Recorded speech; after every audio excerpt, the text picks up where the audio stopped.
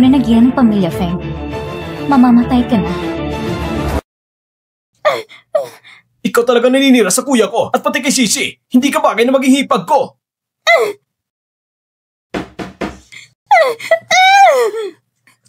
Tito! Tito!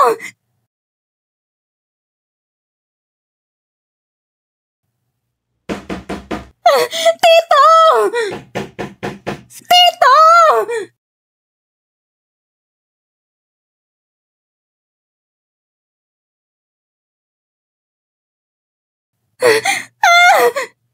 Si Mr. Feng, mayaman at gwapo siya. Sayang lang, pepe siya. Talagang kawawa ka, sis. Parehong sa panaginip ko gabi, walang kakaiba. Sa panaginip, ako isang kontrabidang babae sa nobela. Pagkatapos mapangasawa ng bida ang pamilya Feng, ako naging kasukam-suklam at patuloy ko siyang sinasaktan. Paling ko pang nilipat ang 10 bilyon ni Feng sa mga kamag-anak ko at nagtrabaho sila sa kumpanya ng Feng. Ako'y tinawag na pinakamasamang hipag sa kasaysayan. Sa huli, pinaalis din sa pamilya Feng. Walang matirhan at namatay sa aksidente. Hindi na nakapagtataka kung bakit ako na dati masayahin, naging masungit. Yun pala ay dahil sa istorya na kumukontrol sa aking kapalaran. Sanglu! Sanglu! Ano nangyayari sa'yo? Bakit hindi ka nagsasalita? Ang plastic kong kaibigan, para lang umangat. Sinadya kong akitin na si Rancy Feng yan, tapos ipinasang recording sa kanya. At ito rin ang nagsimula sa panaginip ko, ang pagkamuhi niya sa akin. Ano kung pipe? Maganda ka tahimik. Pag pipe ang asawa mo, walang away. Hindi ko alam kung gaano ko dapat magpasalamat na makapag-asawa sa pamilya Feng at ang buhay mag-asawa namin ay napakaganda. Lulu, ang bait mo talaga. Kahit nahihirapan ka, nagpapakatatag ka pa rin. Pwede mo bang sabihin sa akin ng totoo? Ang weird mo naman, kapag nagsasabi ako ng totoo, iniisip mo nagpapanggap ako. Gusto mo lang siguro makita kung nahihirapan. Syempre hindi.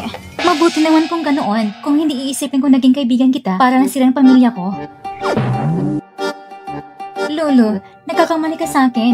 Totoo, nag-aalala lang ko sa'yo. Nako, babalik pa si Feng mula sa video ngayon. Uuwi na muna ako.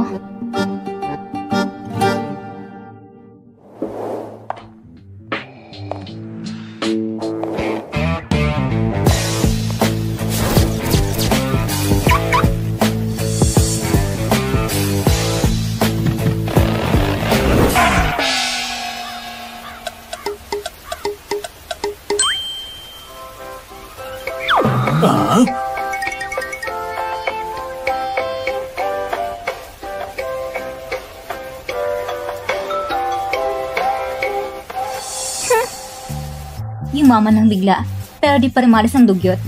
Bukod sa magandang mukha, ano pa bang meron siya? Mas mataas pa ang pinag-aralan ko. Kung siya nakapasok sa mayamang pamilya, bakit ako hindi? Sa susunod, kailangan bailantad kong tunay mong ugali.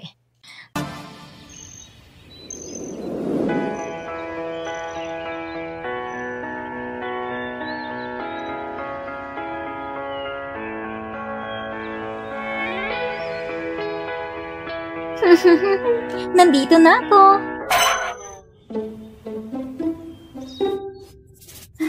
Nasabay ka na pala?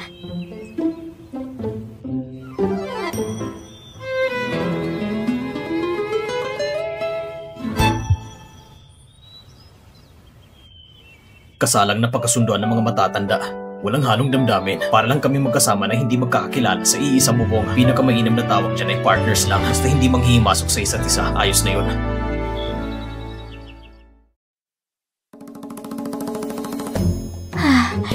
Papayag kaya siya? 3 buwan na kaming kasal, 2 beses lang kami sabay kumain. Una, nung unang pagkikita, at ikalawa, pagkatapos nagkasal sa lumang bahay, ni minsan wala pa. Pero kung ayaw kong maging pinakaayaw ng lahat, at iwasan ng malungkot na katapusan, kailangan ko ng matatag at maganda ugnayan kay Feng yan. Hindi pwede. Hindi talaga pwede.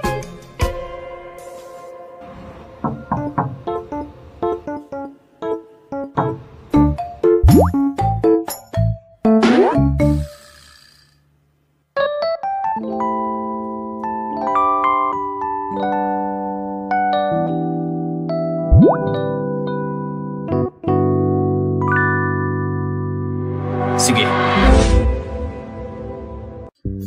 Pumayag siya. May pag-asa pang relasyon namin. Yes! Pupunta muna ako kay Zangbi para magsabi. Kapag handa na, tatawagin kita, ha? Isang kainan lang naman. Ganito siya kasaya. Ano kayang plano niya? Ang galing ko ngayong araw.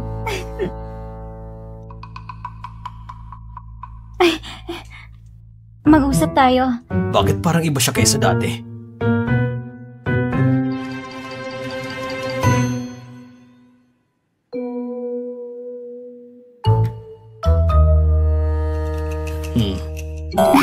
Anong klaseng sagot yan?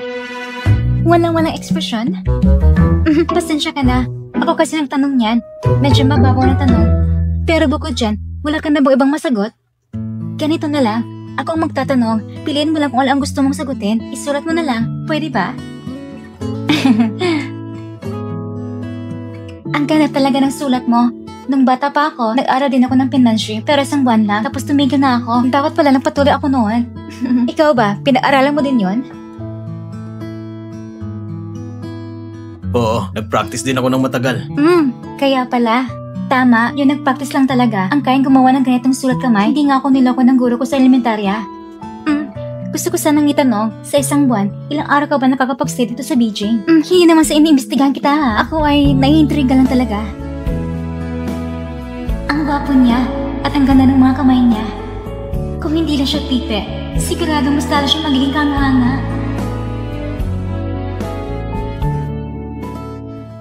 Sa ngayon, walang biyahe. Huling tanong na lang. Madadal kasi talaga ako. Nung nasa high school ako, palagi ako nakikipagpintuan sa katabi ko. Kaya pinapatawa ako ng teacher pero kapag pinipigilan ko magsalita, para ako nababaliw sa loob. Kaya gusto kong itanong kung ako ay ganito karami akong magsalita, hindi ka ba maiirita sa akin?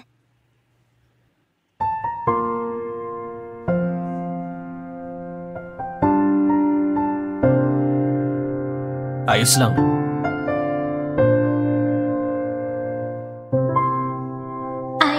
Isang malaking hakbang sa relasyon. Bukas ng umaga, nalapit ulit ako. Ang kapalaran ko, ako si Sando. Hindi dapat kontrolado ng nobela.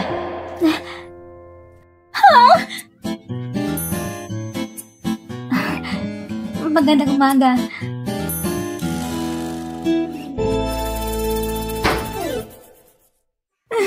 Nako, nalita naman akong bumangon.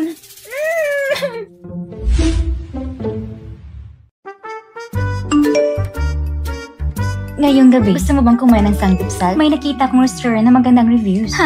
Gusto pa rin niya mag-imbestiga at sira ang relasyon namin ni Feng Yang. Wala akong oras. May lakad na ako.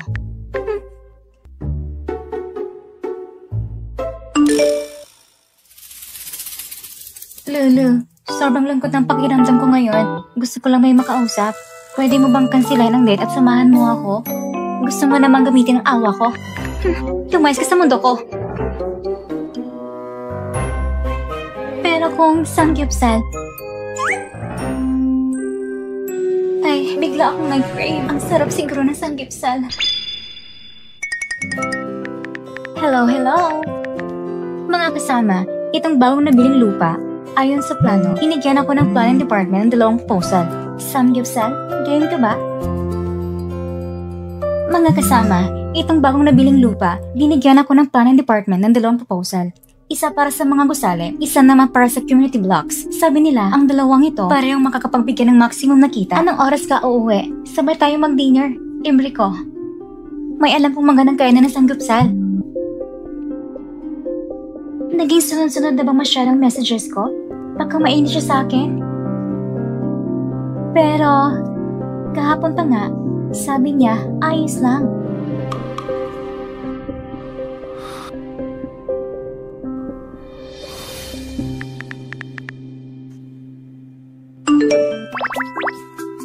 May overtime ako ngayon. Ay. Okay lang. Ganyan naman talaga siya eh. Kung madali siyang pakisamahan, doon ka magtaka. Hindi rin dapat sobra akong madaldal. Baka matakot siya sa sobrang init ng ugali ko. Sige, hanggang dito na lang ang chat. Grabe, sobra ko siyang kunikonsente. Sangyupsal. Kakain na lang akong mais mamaya. Pagkatapos kumain, pwede na lang akong mamasyal.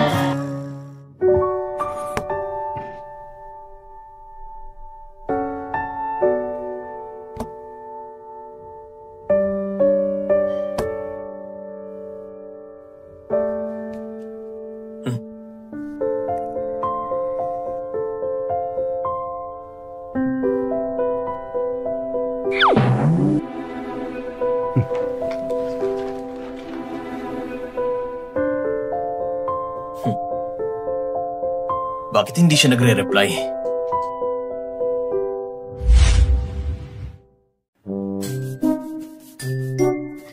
Salamat. Kakain na talaga ako. Sanglo, bakit mag-isa ka lang dito kumakain ng sangyup? Ito ay... Ang swerte naman ng pagkikita, sabay na tayong kumain. Napakahirap mo talagang mag-usap. Mas mabuti pang kumain agad at umalis. Sanglo, bakit ginagamit mo pa rin yung maliit na sling bag? Simula po ng college, gamit mo na hindi ba? Wala ka bang pambili ng bago? Hindi ka pa nakakapunta sa abroad, hindi ba? Magkakataon din yan. Dapat mas madalas kang lumabas para mas maraming matutunan. Parang hindi naman tayo close. Masarap tong karne Oo, ang fresh. Honey, kumain ka! Ay nako, hindi ko kaya kumain ng ganito karami. Honey, ihanda mo lang ko ng bowl. Tuntian mo lang. Kung wala kang boyfriend, walang maghahanda ng bowl para sa'yo. Walang nagpamahal. Sanglo, hindi ka na rin bata. Huwag puro kain lang. Baka wala nang lalaking makagusto sa'yo.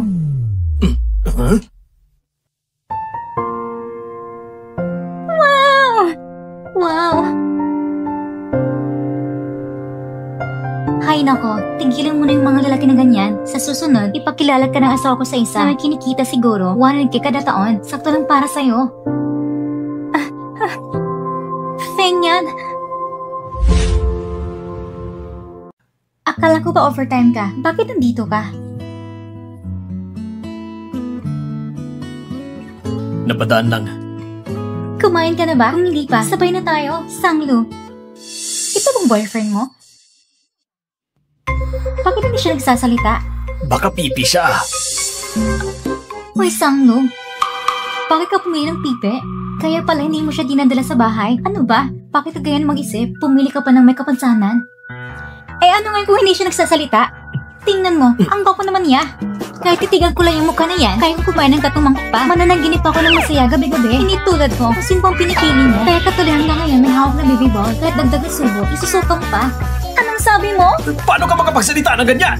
Huwag kang magalit. Kapag nagalit ka kasi, yung buhok mo parang lilipat pataas. Oh.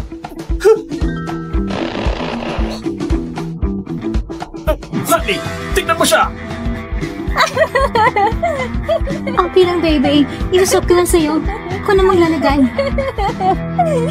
Sanglo, ikaw! Ang boyfriend ko ay VIP na restaurant na ito. Papalayasin kita ngayon din! Manager!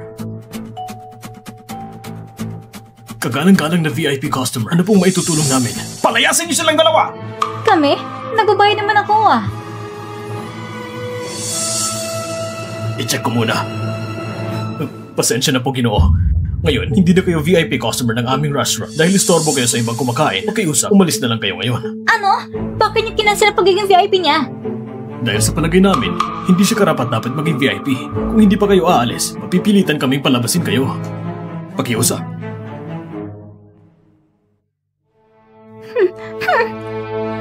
Baby! Hintayin mo ako! Baby!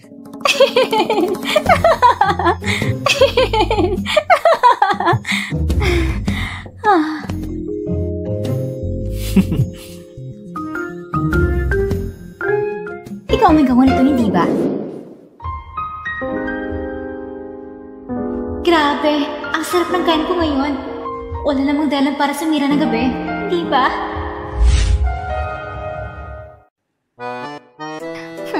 Umupo ka na.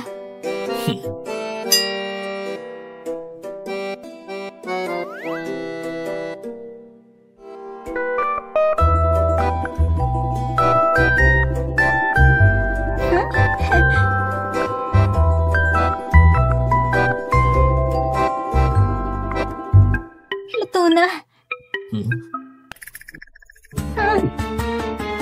Ang sarap talaga.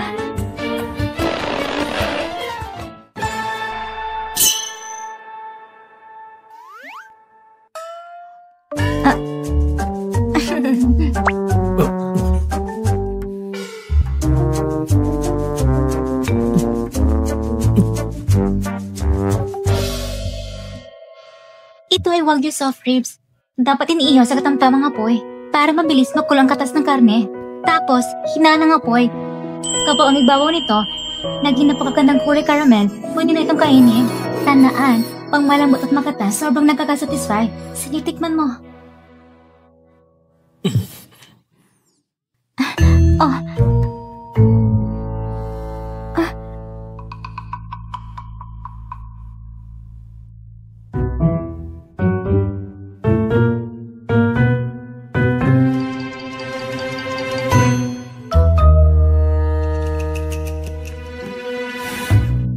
Alam kong magugustuhan mo. Ito rin. Ito naman ay dila ng baka. Kapag tinusok mo ng bahagya, mararamdaman mo ang pinatong tekstura. Napaka-elastiko at ang sarap ng pagkagawa. Sigurado magugustuhan mo to. Meron din ito. At ito. Masarap din ito. At ito pa.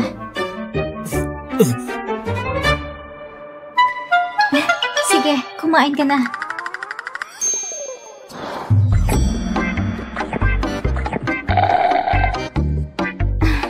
Tama na nga. Ang pagkain ito ang pinakamasayang bagay sa mundo. Para sa kanya, ganun lang ba kasimple ang kaligayahan? Busog ka na ba? Kung busog ka na, alis na tayo.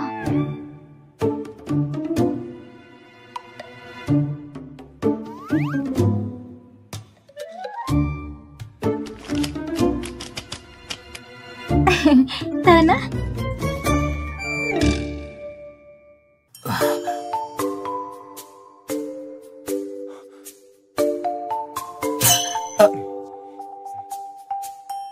Siya ba talaga ang nagmaneho papunta dito para lang samahan ng asawa niya kumain?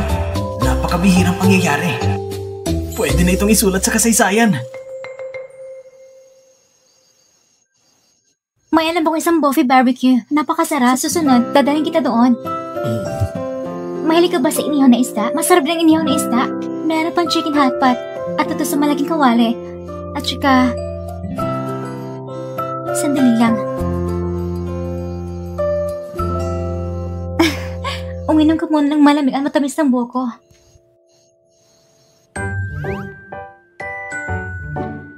Kanina lang tayo naglakad para tunawin ang kinain natin, hindi ba? Sabi nga nila, sa lahat ng bagay, pagka ng pinakamahalaga, kumain ka man ng marami, hindi ka naman agad tataba. Yung pakiramdam ko kapag kumakain ako kasama siya, parang hindi naman nakakainis.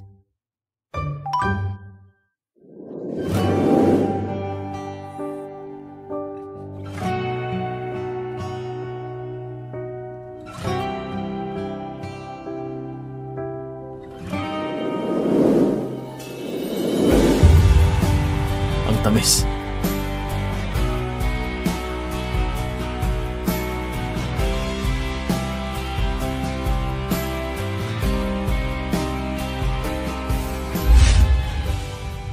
Tuwing kakain ng sangyupsal, amoy usok ang damit.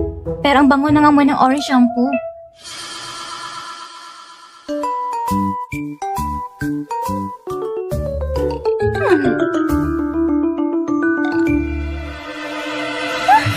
Bawal tumingin.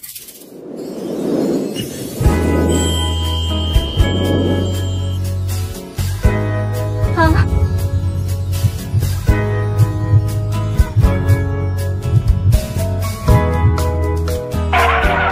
Wala ka namang nakita, hindi ba?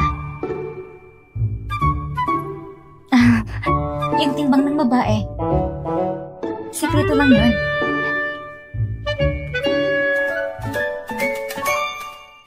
Sando, kapag busog ka, kung ano iniisip mo, parang baliw. Pero yung mga labi niya, parang sarap talaga halikan.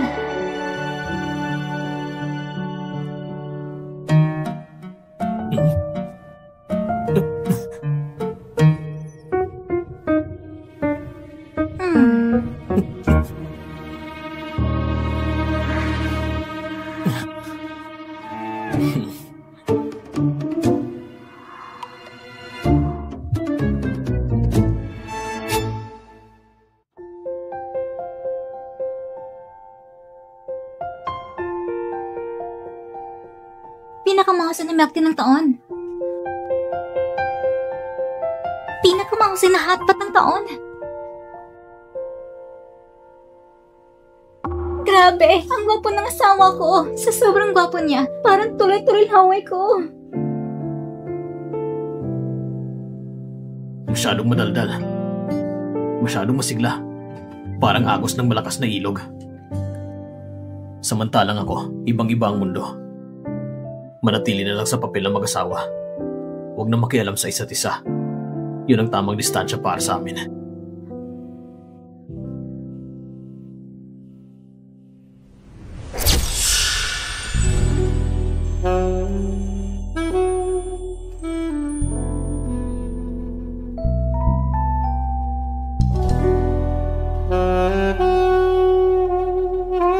Huwag kang matakot. Mag-iingat ako.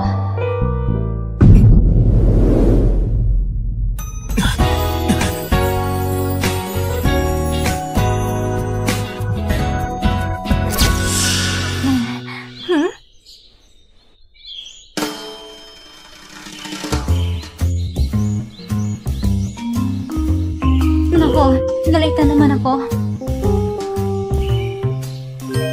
Teka, 7:40 pa lang pala. Si Feng yan, lagi alas 8 umaalis. Baka, iniiwasan niya lang ako.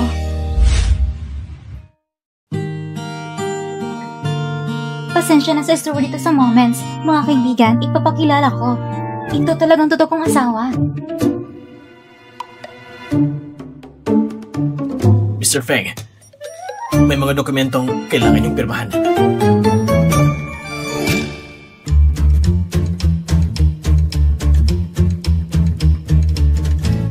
Sashi Akai? Wah! Nag-like si Feng sa post ko.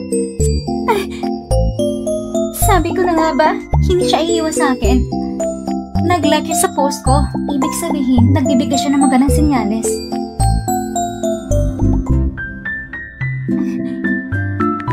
Kakain ba tayo ng sabay ngayon?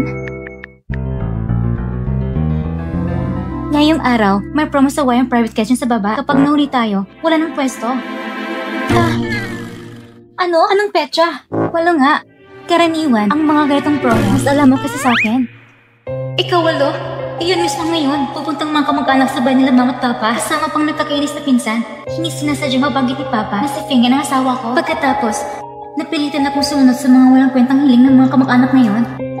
At dahil sa takbo ng kwento, kung ano-ano pang naisip ko at naibigay ko pa kay Feng ang bilin niya. Sa susunod na lang tayo magkita, may bigla akong kailangang puntan sa bahay.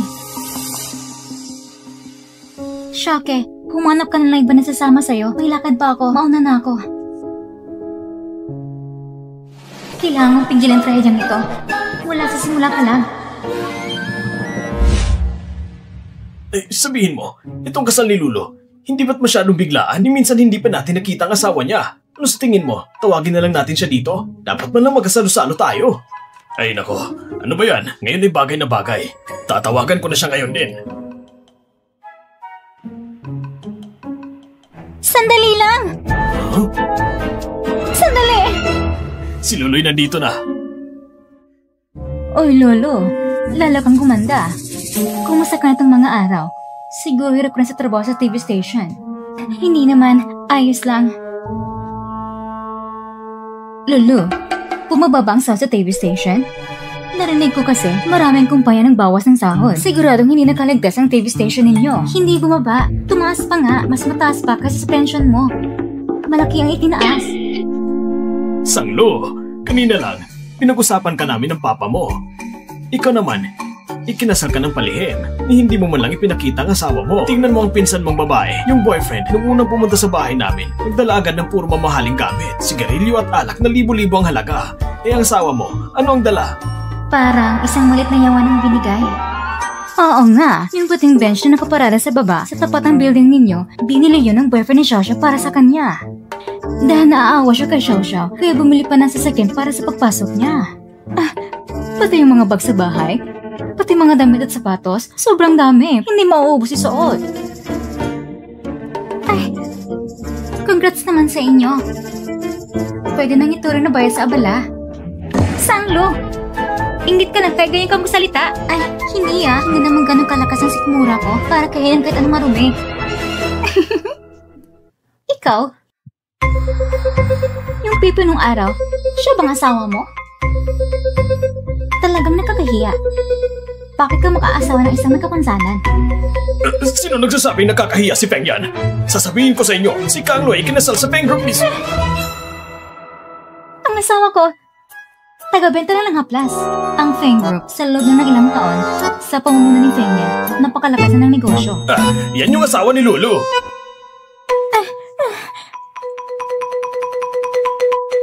Oo, siya ang asawa ko.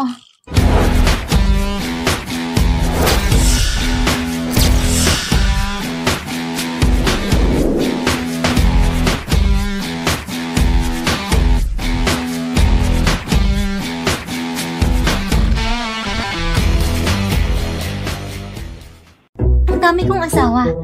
Ngayon, siya ang asawa ko. Kapos si Shenshi. Noong isang araw, si Iron Man. Nagpapalit ako araw-araw. Trip ko lang ng bago. Lulu, ano mo yung pinagsasabi mo? Parang wala kang pakialam sa hiya. Hindi mo na rin iniisip ng edad mo. Puro ilusyon na lang. Bunso, hindi ka pwede magpatuloy ng ganyan. Tingnan mo nga ang pamilya ninyo. Ano na nangyari sa inyo? Nag-asawa pa na may kapansanan. Kung talagang wala na, pumunta ka na lang sa pabrika ng nobya ni Xiao Xiao. Mag-security guard ka. May 3,000-4,000 ka na rin naman.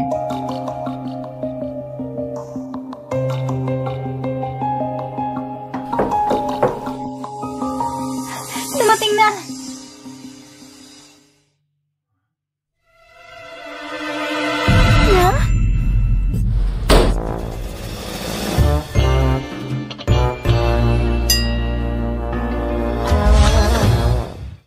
Bakit siya nandito?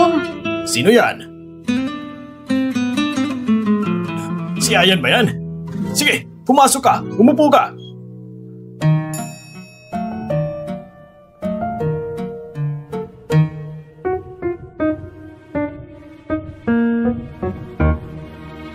Ayan, nandito ka na. Bakit ang formal mo? Ang dami pa ng dala mo. Ayan, pumasok ka na. Umupo ka. Halika, halika. Umupo ka dito.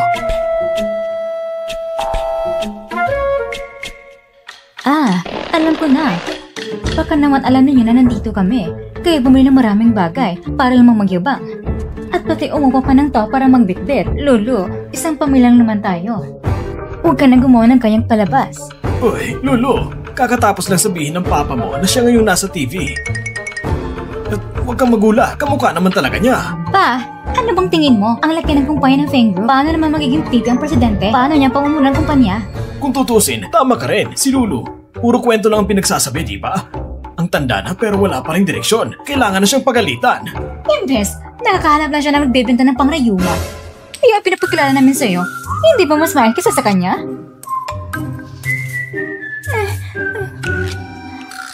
Oo nga. Lahat ng magagandang bagay na pupunta sa inyo, para sa inyo lang. Kaya pinsan, kapag ikinasal ka na sa mga lalaking palakang baliw na yan at nagkalat ng malit na palaka, ako mismo magbibigay ng mental na pakikiramay. Ay, Samlo, ano may pinagsasabi mo? Ako na naman yung nagsasabi ng totoo. Hindi ba't ganyan din kayo? Sayang naman ang kabaitan namin sa'yo. Tapos na pangasawa mo, Pipe. Para nabasa ng tubig ang utak mo. Tama na, Sara pa mismo ng manugang ko. Ganyan ang sinasabi ninyo. Sinasabi ko lang totoo. Pamilya naman tayo.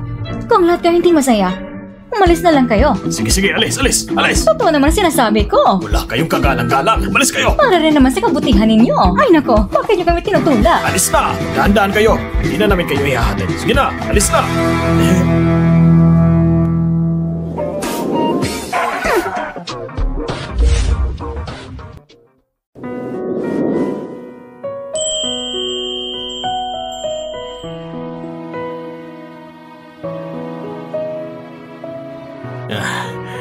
Ayan, pasensya na. Napahiya ka pa.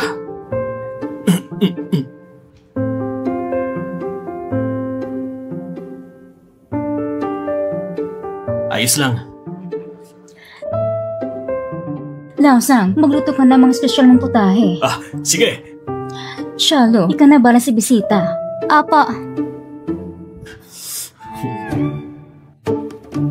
Hindi ko sinasadyang sabihin na nagbebenta ka ng haplas. Nakikita mo naman, yung pinsan kong babae at tito ko. Lahat sila napakasuplado kung malalaman nila na ikang presidente ng Feng Group. Tsak na iisturbuhin ka nila, ayaw kong madamay ka pa. Yun ba lang kinakatakutan niya?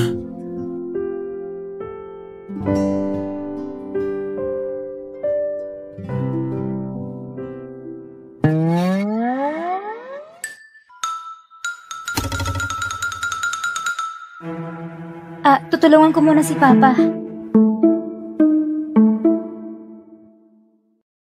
Bakit hindi mo na sinasamahan si Feng Yan doon at pumunta ka pa talaga dito? Pa, may gusto sana akong sabihin. Huwag na nating ipalam sa mga kamag-anak na napangasawang Feng family. Hindi ko maintindihan kayo mag-ina. Bakit laging tinatago ang lahat? Mahal kong anak, napagkasunduan niyang kasal na yan ng lolo mo para sa'yo. Hindi naman tayo nakikisabit lang. Bakit hindi mo ipagmalaki? Bakit bawal banggitin? Oo, dapat nga ay may magandang bagay ito. Pero, kagabi, napanaginipan ko ng lola ko. Sabi niya, ito hindi dapat ipagsabi. Kung hindi, magdadala ng kamalasan sa pamilya. At kung grabe pa. Huwag mo ituloy. Ang lola mo'y parang manghuhula. Siguradong may katotohanan yon. Sige, hindi ko na sasabihin.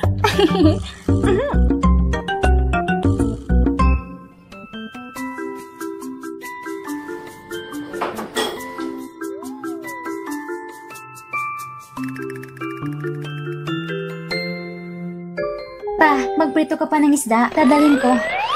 Sige. Bakit? Hindi ba't magaling maglutong papa ko? Gustong gusto ko talaga itong pritong isda niya. Kaya dapat madalas kayong umuwi dito para kumain. Ay nako, bagay sana kung pabay kahit anong suotin. Sanglo? Ma, yun na sa kotse. Parang si Sanglo. Yung sasakyan na yun ay limitadong edisyon. Paano siyang kakasakay doon? Imposible naman. Si Sanglo nga lang ay may lumat sirang e-bike. Ka nagkamali ka lang. Hindi ako nagkamali. Malamang nagsawa na siya sa pipe at nagkalat ng mayamang lalaki. Nagpapanggap pa sa harap ko.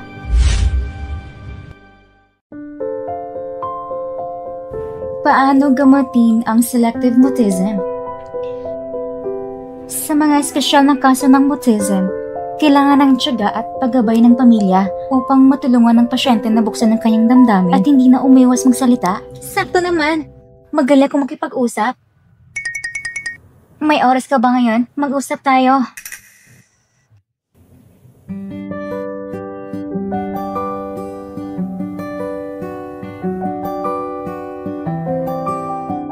Si Dr. G ay palaging pumupunta buwan-buwan para gamutin ka. Sa susunod na pagpunta niya, sasamahan na kita. Nakita ko kasi online, sabi ng mga eksperto, para magamot ang mutism, kailangan na mong suporta ng pamilya. Ako ang pamilya mo, huwag kang mag-alala. Ako ang bahala, tutulungan talaga kita ng buong puso. Pamilya?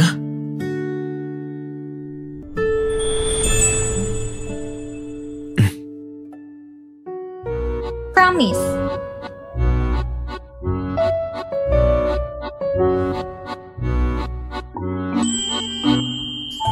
Wow, ang ganda ng kamay niya.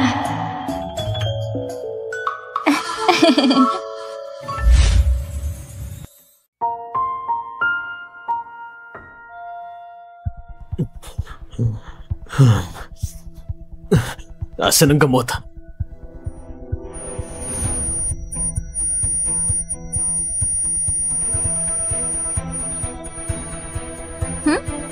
Anong hinahanap mo?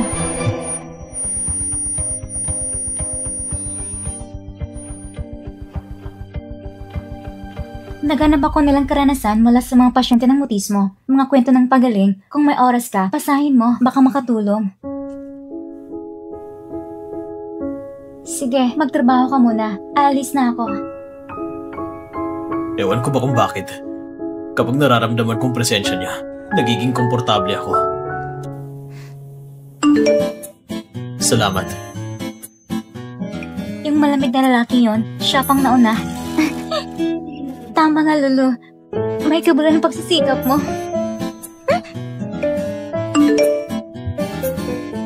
Wala nang pagitan sa atin. Kakakita ko lang na yung halaman sa opisina. Ang ganda ng tubo. Magaling pag-aalaga mo. Lumagpas sa sagutang mga salita ngayon. Inaantok na rin ako. Good night.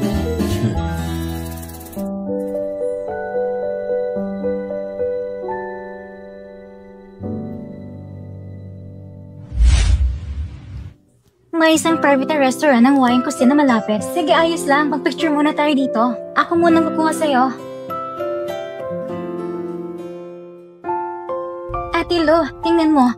Ang ganda ng modelong ito. Di ba sabi ko sa'yo, ireserba mo sa akin yung Black Warrior. Babayaran ko naman sa susunod na buwan. Bakit mo ibinenta sa iba? Ayusin mo, kumuha ka ng isa para sa akin. Ang gamit ko! Ayan na siya. Dumating ng bida na may kasamang yabang. May lakas at may kaunting lamig sa puso. Isang bangga ng damdamin. At pagkatapos, ang mapagmatas na binata ay iibig sa kanya, eksena ng modernong romansa. Sinira mong gamit ko! Bayaran mo yan! Hindi ka ba tinuruan ng magulang mo? Kapag nakabangga ka, dapat humingi ng tawad.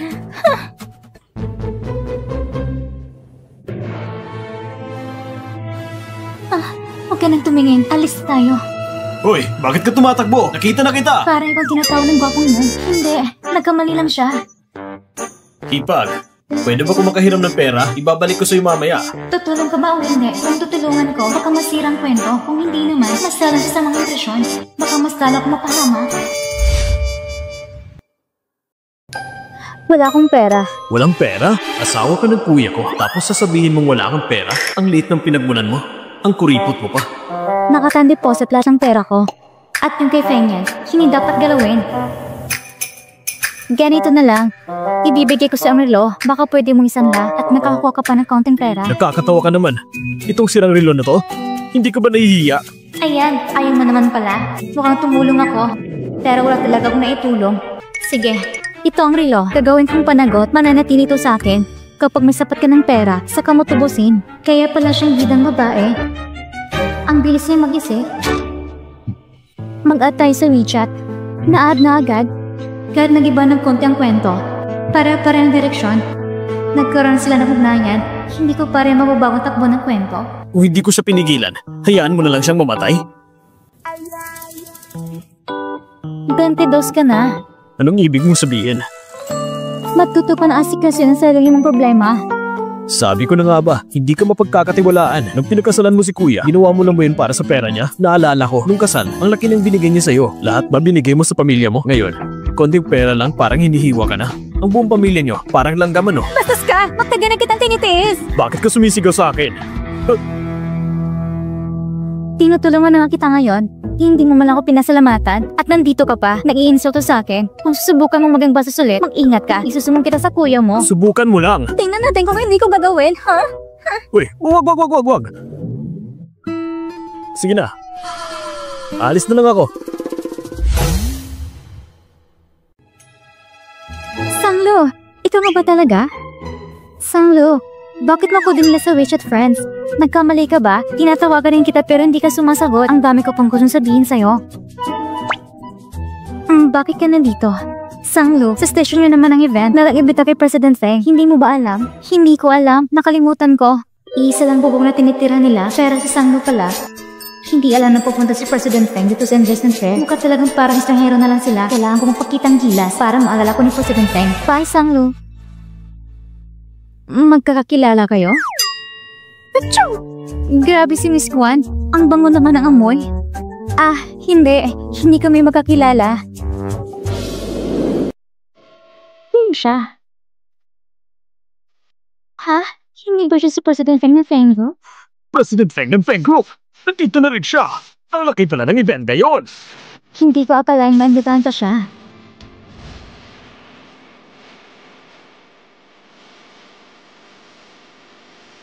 Ang bongga na investment firm ngayong taon. Naimbitahan pa si President Feng. At mas guwapo pa siya kaysa sa magazine. Tama. Sanglo! Nagkaproblema ang tingin niyo. Ano? President Feng.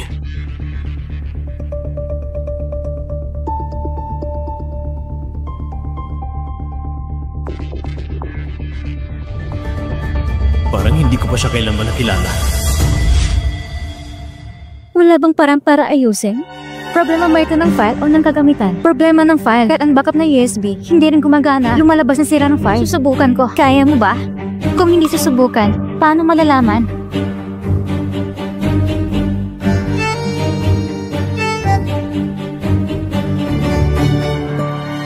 Si President Feng, parang yelo ang muka. Halos walang ipinapakitang emosyon. Pero ngayon, parang merong nagpapatawa sa kanya. At halatang may iniisip. 3 buwan nang nakalipas, ang tingin ni Mr. Feng sa asawa niya ay parang estranghero lang. Bakit biglang nang iba? May nangyari ba na biglang nagpalalim ng damdamin? Bakit hindi pa nagsisimula? Ang tagal na, bakit hindi pa natapos? Bakit hindi pa rin nagsisimula? Ano bang nangyari? Kung hindi kaya, latawan mo ng grupo ninyo, i-pray mo na ibang grupo.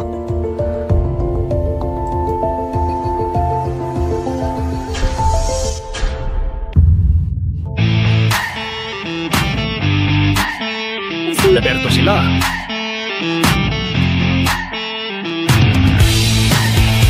Ang galing!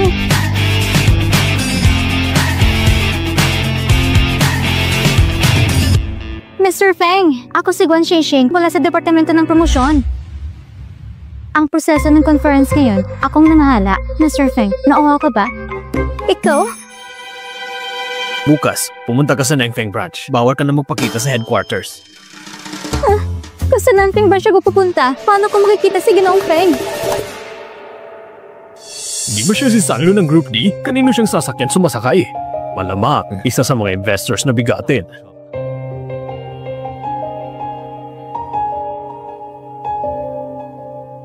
Sa araw-araw, nagkukunwari siyang mabait at inosente.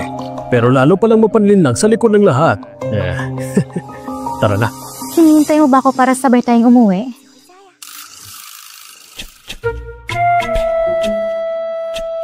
Sakto lang hindi pa ako nakalis. Sakto rin ngayon na hindi ko dala si Orange. Hindi ba ako sobrang swerte?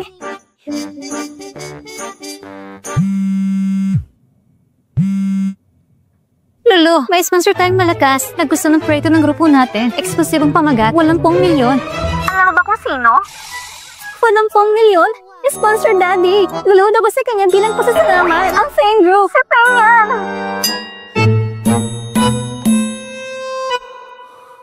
Huh? Huwag kang luluhod sa loob ng kotse. Delikado yan. Shoke. Bukas na tayo mag-usap ng mas detalyado. Bye-bye.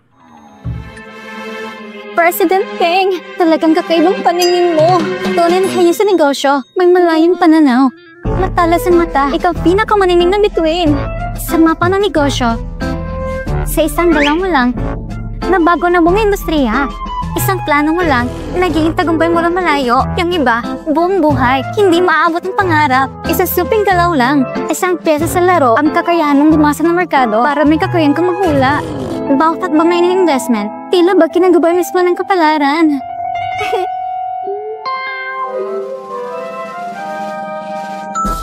Kailangan kong lumikit sa'yo para mapasirin sa akin ang lahat ng swerte mo.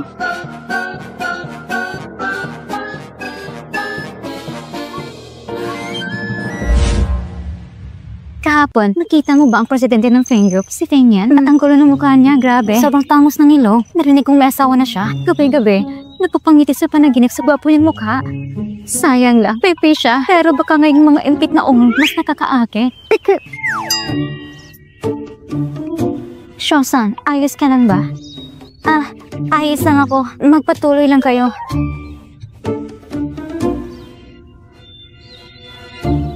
Sa utak ko, puro makalason ang laman.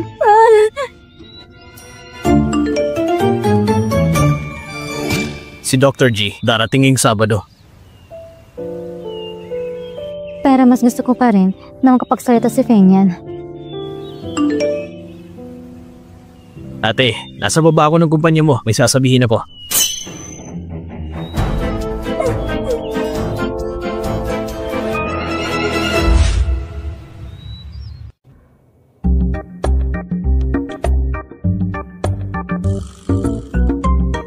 Ate!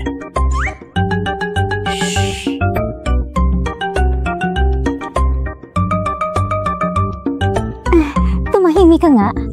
Mukha ba kung nakakasira ng tanawin? Etong sira mong relo, isasauli ko na.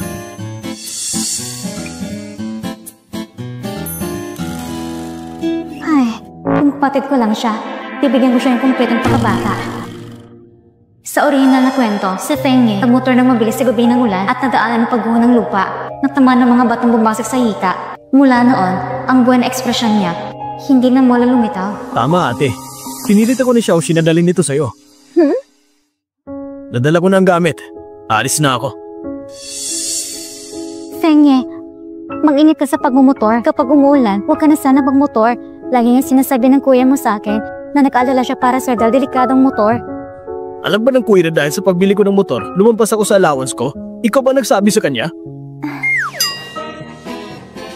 Sige na, umalis ka na. Huwag mong sira ng oras ko sa pagtulog. Bye-bye. Salamat kay kuya. Salamat din sa iyo, ate.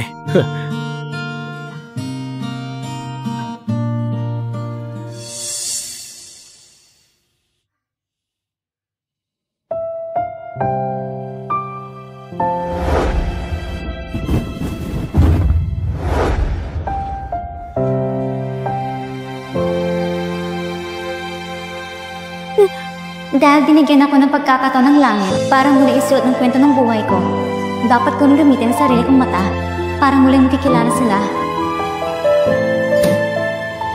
Ang mamahaling sasakyan na sinakyan ni Sanglo, ang may-ari ay apelyidong Feng. Malamang si Feng ngayon. Kaya pala nagtagpo sila sa ganitong liblib na lugar. Si Sanglo, siguradong kabit ni Feng eh. Sanglo, ipapahiya kita hanggang mawalan ka ng dangal.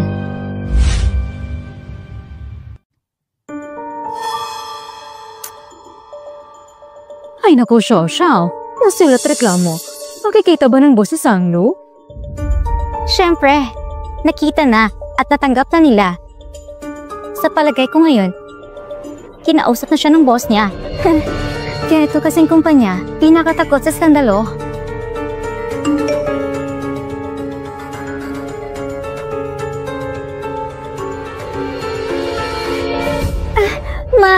Totoong natanggal si Sanglo.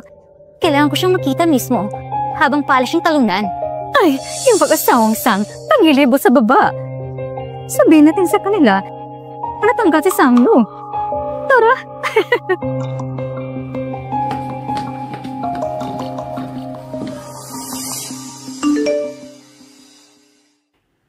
Mas mataas pang tambak ng fast kesa sa hairline ko.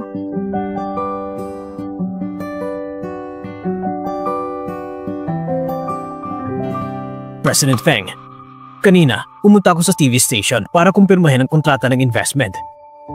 May narinig akong tungkol sa mga chismis kay Ma'am na si Ma'am Dai gumamit ng hindi tamang paraan para makuha ang investment. Hindi niya inaamin ang kasalang ito sa iba. Ano bang kinakatakutan niya? Simula nang ma-promote si Madam bilang assistant director tungkol sa mga chismis na yan, hindi pa talaga natigil. Mas mabuti siguro kung pupunta ako sa TV station at ipahayag ng direkta ang relasyon niya ni Madam.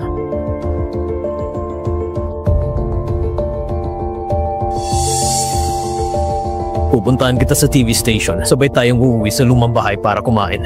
Ipapaalam ko sa lahat ang relasyon ko kay Sanglo para matapos na ang chismis na yan. Itong babae, kakasandat sa mayaman.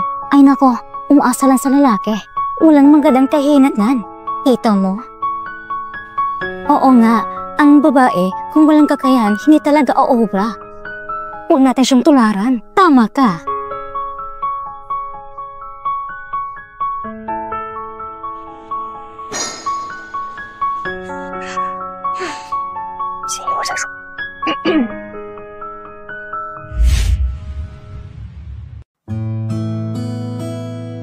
Sa susunod na linggo, kaarawan ko, pero hindi ko makakapunta.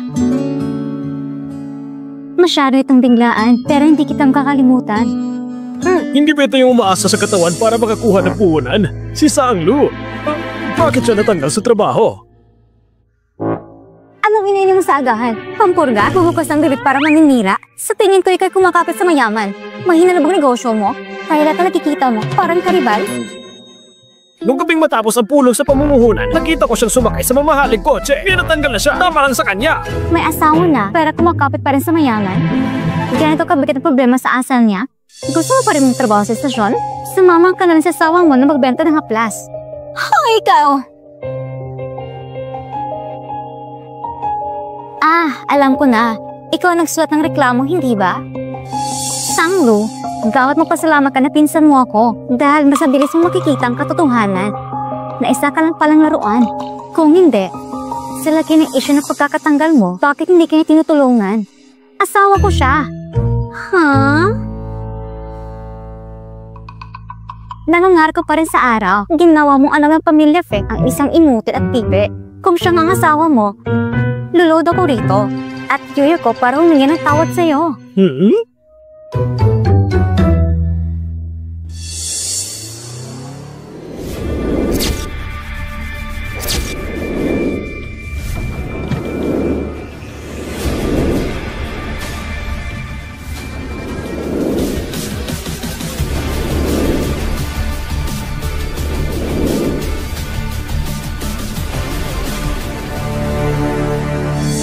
Si Mr. Feng? Anong sabi mo, Mr. Feng? Ipapakilala ko siya sa lahat. Ito ang aking asawa. Si Feng yan.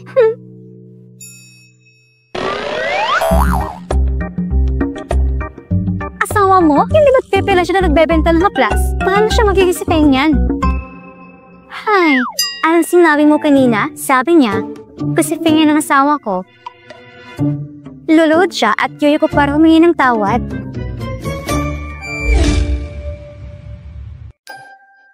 Ay, bera lang namin magpinsan yun. Ba't ka naman masyadong seryoso? Hindi seryoso. Pero huwag mo na ulitin. Ako kasi, marunong magtanong ng sama ng loob. Ay, hindi. Hindi na mauulit.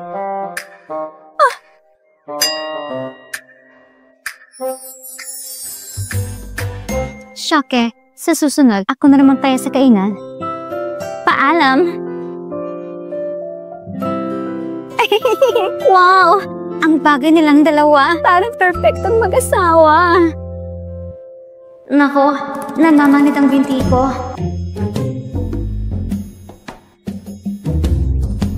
Hindi pa kita natulak? Ayusan mo hindi. Bakit ka biglang pumunta ngayon?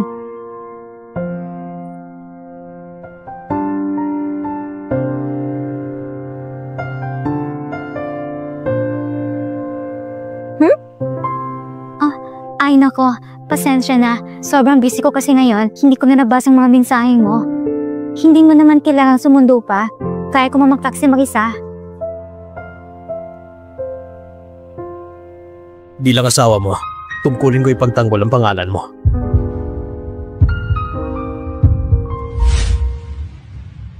Mga maliit na bagay, kaya kong solusyonan ng isa. Pero salamat pa rin sa'yo. Bilang kapalit, mamaya sa harap ng lolo mo, mapapakita ko ng galing. Sisigurado kung hindi ka mabibigo.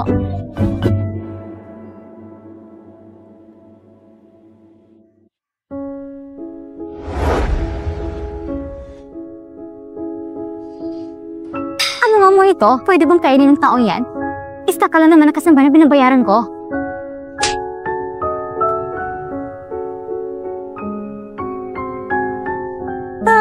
Kaya talaga ng pamilya mo sa akin.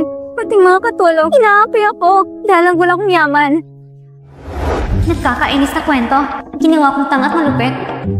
Sobra naman ito. Ngayon, kailangan kong baguhin ang mahi ko.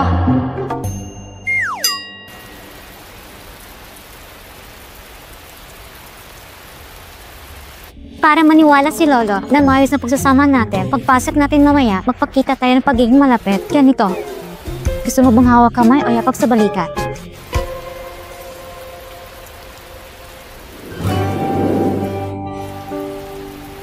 Sa tingin ko, mas mabuti kong sa braso na lang. Hayaan mo siyang pumili kung braso ba o balikat. Pero gusto niya sa baywang ang likas na rebelde.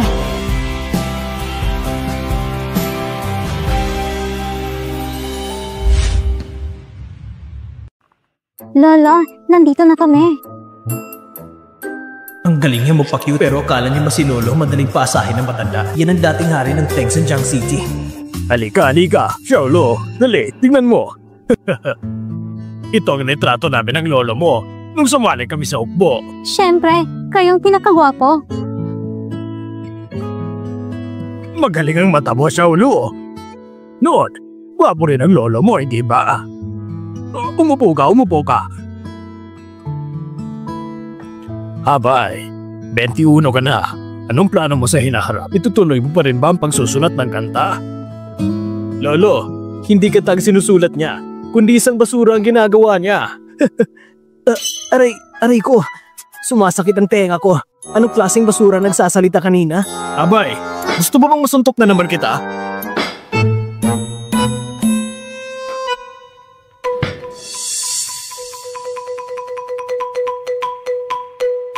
Ang lakas ng presyon ng dugo-dugo. Kung ganito sila katakot kay Fenian, bakit sa dulo ng kwento, magkaroon sila ng alitan? Hindi ba sila kayang disipline ni Fenian? O baka naman, sa mga sumusunod na pangyayari, wala na si Fenian? O baka naman, sa mga sumusunod na pangyayari, wala na si Fenian? Baka sa sobrang abala niya sa trabaho, kaya wala ng oras para disiplinahin ang kapatid. Ang rap ay paraan para sa pag-boost ng damdamin at kritisismo sa lipunan. Mas mabuti pang batikusin mo muna ang sarili mo. Abay, narinig ko ang bago mong album. Grabe, sobrang sablay. Wasak. Hindi, mali. Ano nga yung dapat sabihin ko? Astig! Oo, tama. Isang malaking sablay. Lolo, ikaw naman, tulungan niyo ako. Challenge mo tanong taong ewan? Ako ang multong itinapon ng mundo. Kahit sa libingan sumasayaw, hindi napapagod. Ako ang nangungula sa baryo, gumagawa ng chismis na walang tigil. Ako ang asong lobo na umaayon sa ating gabi, mawal sa buwan ng parang baliw. Kung sumikat pa tong kanta na to, handa ako sa speaking board tumambling habang nahuhugas ng buhok. Medyo astig ba? Punta lang ako sa banyo. Kuya, si ate, inaasar niya ako.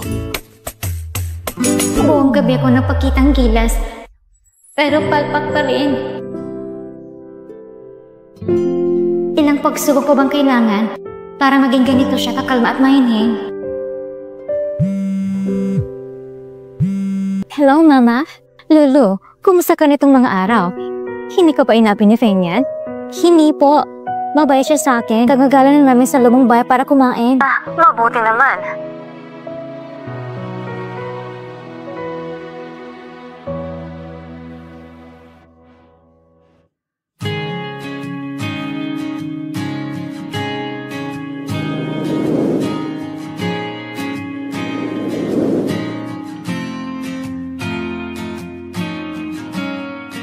Ang saya, ang relasyon namin ng malaking lalaking ito, mas naging malapit na ng konti.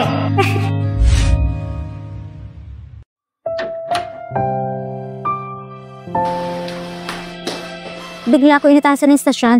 Kailangan kong umalis ngayon.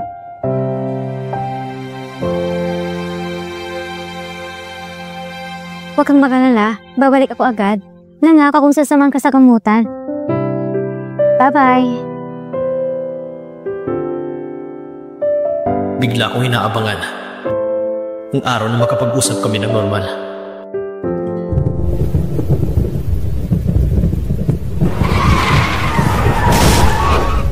Nasunog ang sasakyan. Hindi na tayo makakalabas. Tulog. Alam ko na may gradual exposure therapy kung saan nilalagay ang pasyente sa mga imay kinatatakutan nila. Parang hinihiwang sugat at inaalis ang bulok na laman.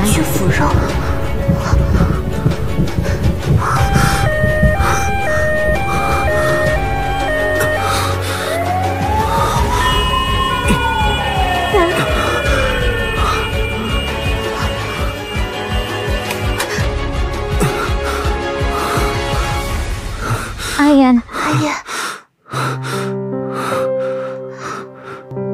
Ayos ka lang ba?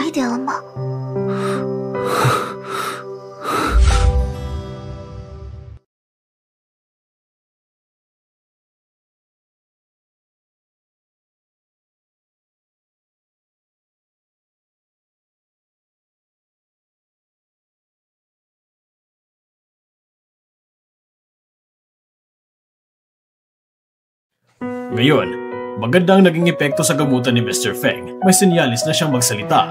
Talaga? Totoo.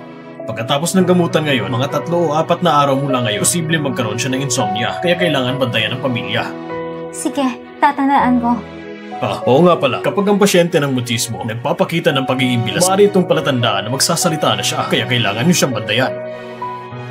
Salamat, Dr. G.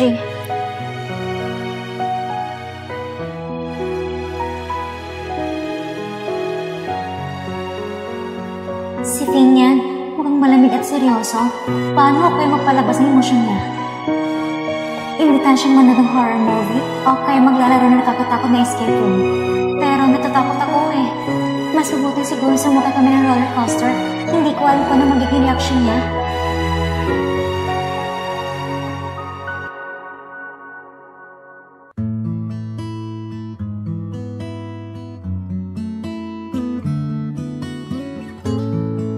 Ito ang inihanda kong pampakalma na sabaw para sa'yo. Inumin mo ito para makatulog ka ng mahimbing ngayong gabi.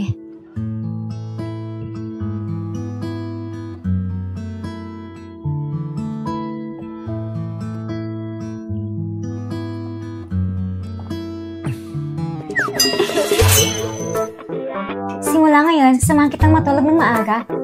Sana makatulog kang umaga. Good night!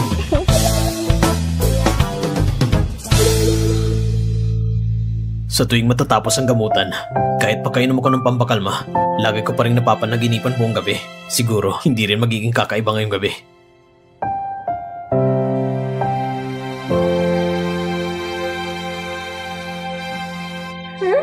Niyayakap niya ako?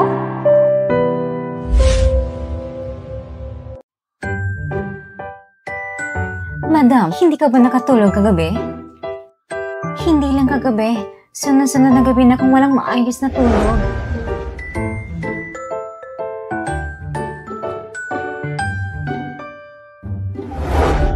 Si Feng niya, kakaibang reaksyon niya, hindi ayon sa inaasahan.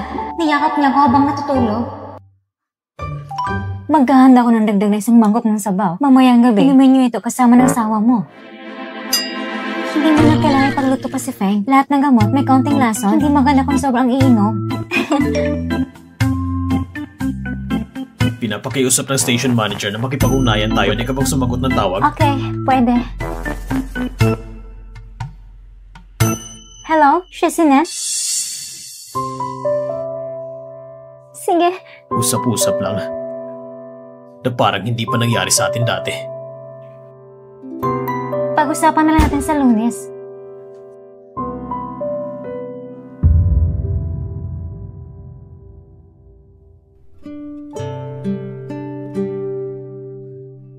Bakit ngayon wala kang inihanda na pampatulog na sabaw para sa akin? Nakalimutan mo ba dahil sa kausap mo?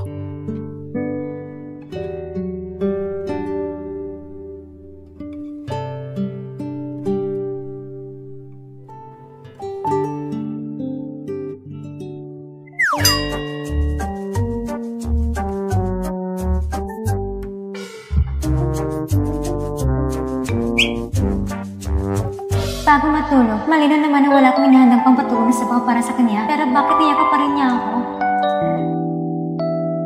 Ay, tulungan niyo ako. Sino bang makakayanan kahit ang pagsubok? President Feng, ang presidente ng MK Group Asia Pacific, muli nagpadala ng imbitasyon sa inyo para dumalo sa kanyang French dinner banquet. Ayon sa nakasanayan, tatanggihan ko ba? Pero gusto niyang French food.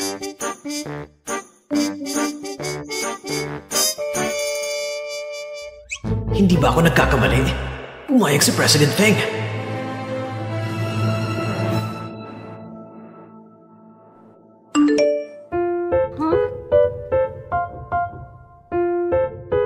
Libre ka ba sa makalawa ng gabi? Samahan mo kong pumunta sa French dinner banquet. Sige. Pupunta ako. Firm mo ba ito? Kailangan mo magsuot ng evening gown or ganon? Casual lang. Kahit ano.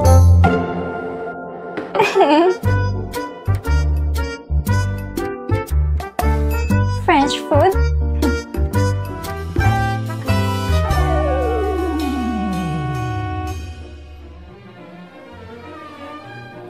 Kumusta? Hindi ba ako nakakayang kasama para kay CEO Feng? Hindi ka umiiling. Kaya ako lang magdidesisyon. Para sa'yo, sobrang ganda ko. Huh? Oh, Mr. Feng. Ang saya ko na nakarating kayo.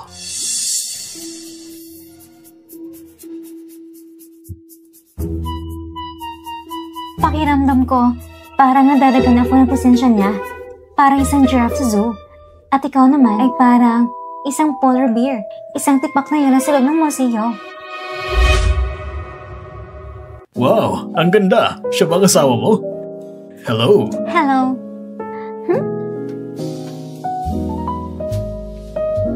Bakit kahit hindi natutulog, nakaya ka pa rin? Nakasanayan na siguro? Magsi-CR lang ako.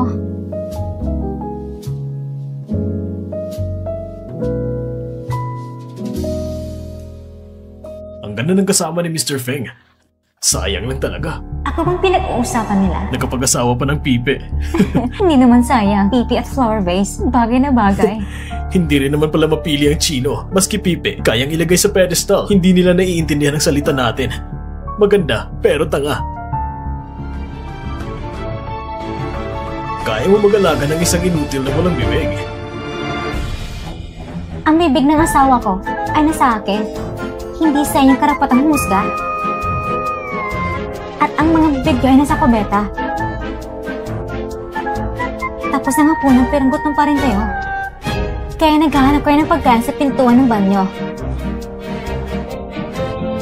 Kung may oras kayo mahusga ng iba, mas mabuti pang bumuli kayo sa kasada ng balay at manghuli ng mga magnanakaw doon dahil mas marami pang magnanakaw kaysa taga rito.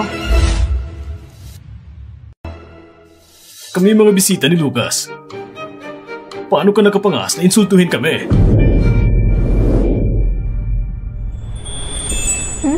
Narinig ba niya yun? Mr. Feng, pasensya na. Hindi. Nainis talaga ako. May naisip akong dalawang mura. Pabalikin ko pa sila. Sapakin ko pa sila. Sanglo! Halika. Nagsalita siya.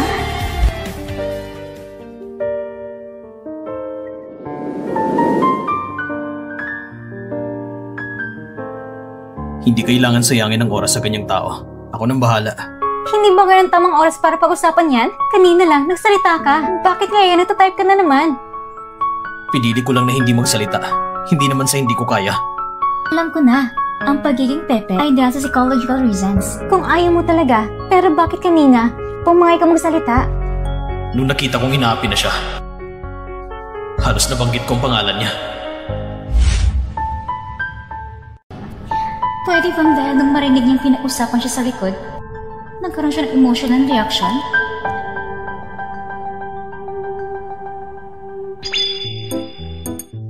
Pero, ang ganda talaga ng boses mo. Karapat dapat ka talagang maging CEO. Hindi ako nilako ng mga nobela tungkol sa mga CEO. Kailangan na encouragement na therapy. Pagdating sa papuri, magaling talaga ako.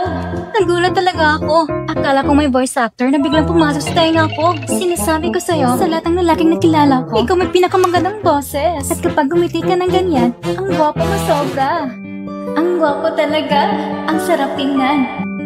Kanina ba uminom ka ng marami o sabang kinain sa almusal? O kaya hindi malinaw ang isip kagabi? Kung mas marami kong kakausapin sa Feng baka mas mabilis siyang bumalik sa pagsasalita. Nagbabasa ka ng dyaryo? May malalaking balita ba sa ibang bansa? Ang ganda ng panantong mga araw? Hindi ka ba sumasang-ayon? Wala naman. Okay pa rin. Oh.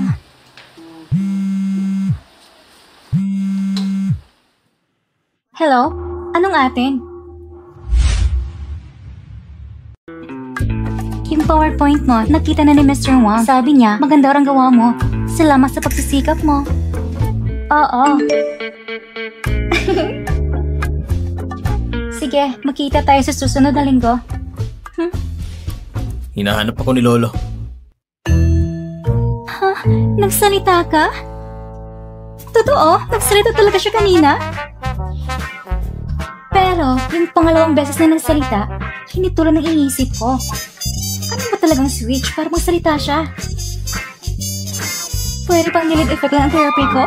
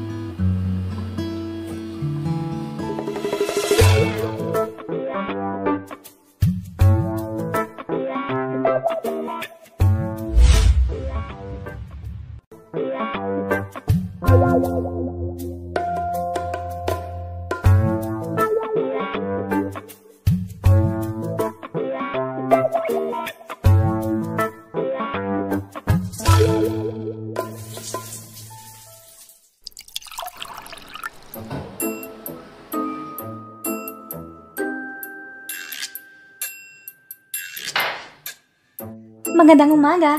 Ang sarap ng tulog ko kagabi. Ngayon, puno ako ng energy. Parang kaya kong patuban isang baka. Ikaw, bakit parang hindi ka nakatulog ng maayos? May iniisip ka ba? Baka dahil sobra akong madaldal? Sige na nga, ngayong araw, ipigilan ko na lang ang iniisip ni Feng niya. Talagang mahirap hulaan. Siya, hindi ba niya naalala ang nangyari kagabi?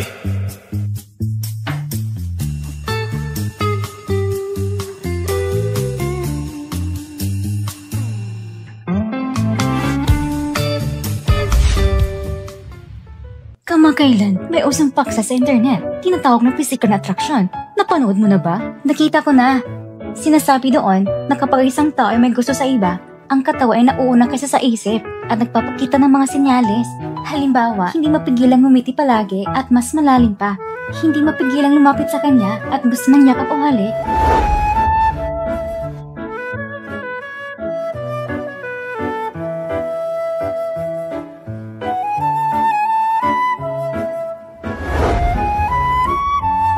Ibig sabihin, ang nararamdaman niya sa akin ay physical na attraction.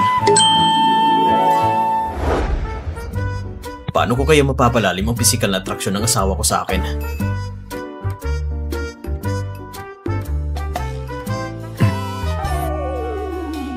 Madam, nandito na kayo. Gusto sana ng TV station namin gamitin ang hotel bilang location shoot. Maaari niyo ba kami tulungan ng maayos? Itong 5-star hotel ay naipasa na ni Chairman Feng sa pangalan ninyo. Pwede nyo na itong gamitin na direkta. Hindi na kailangang umupa.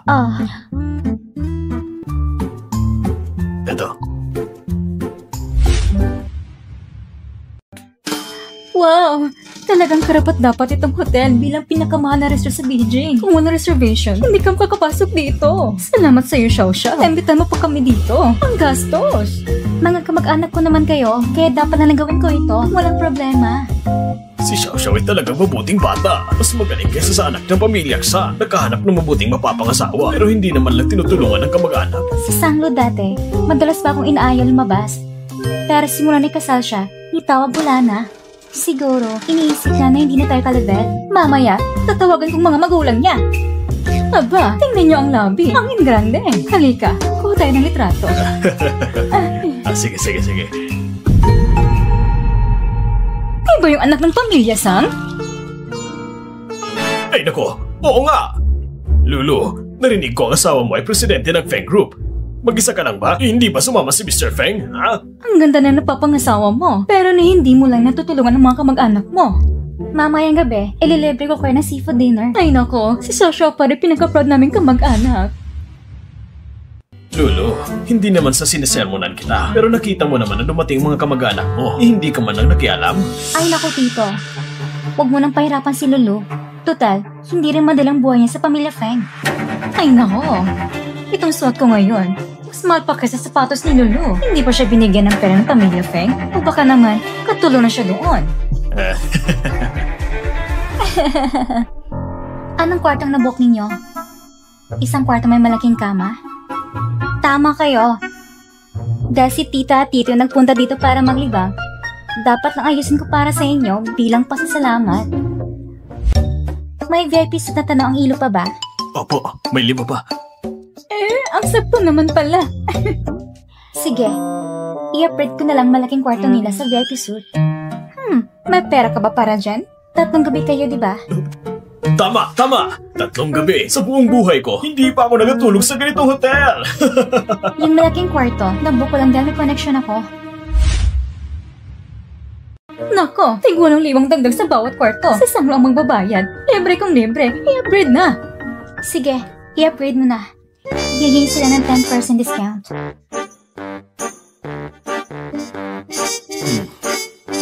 Pinsan mo nang bibigay ng 10% discount. Mamaya, automatic kong ibabawa sa card mo. Ano? Sa card ko ikakaltas? Hindi ba ikaw magbabayad? Ikaw mismo nagsabi kanina na ikaw nag-book ng kwarto para sa lahat. Ako lang tumulong mag-upgrade ng kwarto. Siyempre, sa card mo ikakaltas ang bayad. Ang iba nga, kahit anong pilit, huwag mo na akong pasalamatan. May lakad pa ako. Mauna na ako. Kaya lang mag-enjoy. Bye-bye. Teka, Magkano lahat? 3,000 kada kwarto. Kabuuan ay 13,500. Ano? Aba, si Si Sanglo yun. Hindi ako. Ayoko ng VIP room. Palitan niyo ng dating kwarto na lang. Pasensya na po, miss. Kansilado na po ang malaking kwarto. Kailangang i-book muli ng 1 linggo bago mabook ulit. Andy, hindi na lang kami tutuloy. Magre-refund na lang ako. Dapat po, nabasa niyo na po ang patakaran ng hotel. Hindi pwedeng mag-refund pagkatapos mag-book. Pasensya na po. Lamig 3,000. 1 taon ko na sahod yan ah.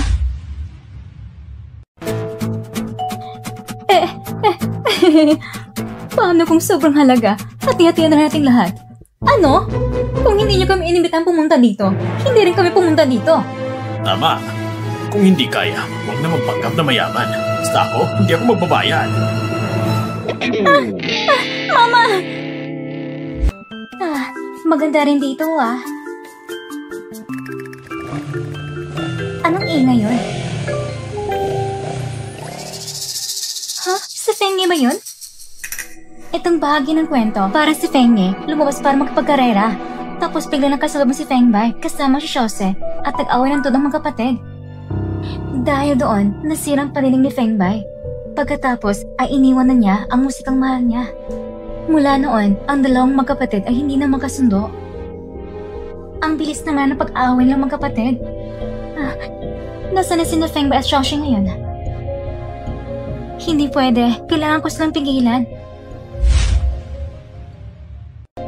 Pero hindi pwede masyadong halata. Ayan. Urgent emergency. Tulong.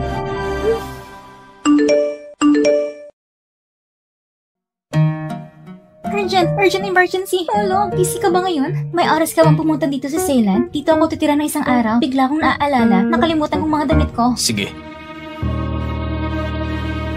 Ang room number ni na Fengbei at Xiaoze ay 1705. Sa bahay na ako. May mga damit ang dadalhin. Dalhin mo yung malit na cardigan na color of Gator Green. Nasa kalawang aparador, sa drawer, sa ikatlong kahon. At yung malit na scarf Scottish. Tapos yung puting pantalon, kasama na yon. Basta, dalhin mo lang lahat. Paparating na ako. Sana umabot ka sa oras. Ate? Bakit nakita sila? Huwag kayong makita sila ni Fengye. Kayo nakita ko sa mall. Kayo pala? Bakit hindi kayo nasa kwarto? Pumalag na kayo agad. Ate! Tinawagan mo nga ako kanina tas sinabi mong hindi ako lalabas. Ano bang ibig sabihin nun? Lagot. Mangyayari pa rin ang eksena.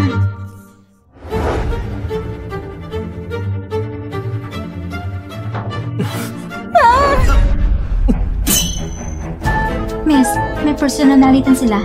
Tumabi ka muna paghintay.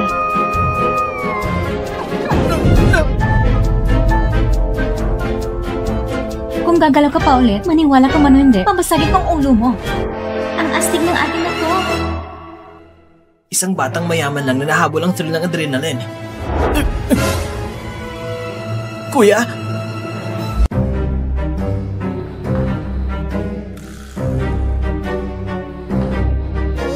Kuya, hindi ko sinasadya.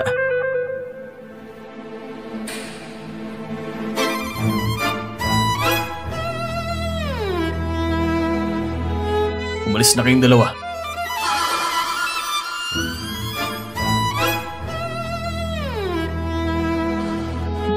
Tara na.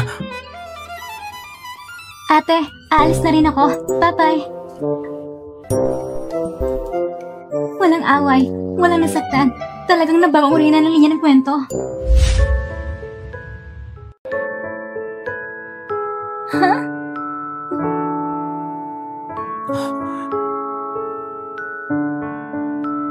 Nasaktan ka ba? Kanina, nagsalita ka hindi ba? Ngayon, hindi ka na ulit makapagsalita. Ang kakakaibang mekanismo itong boses mo. Hanggang ngayon, hindi ko maintindihan.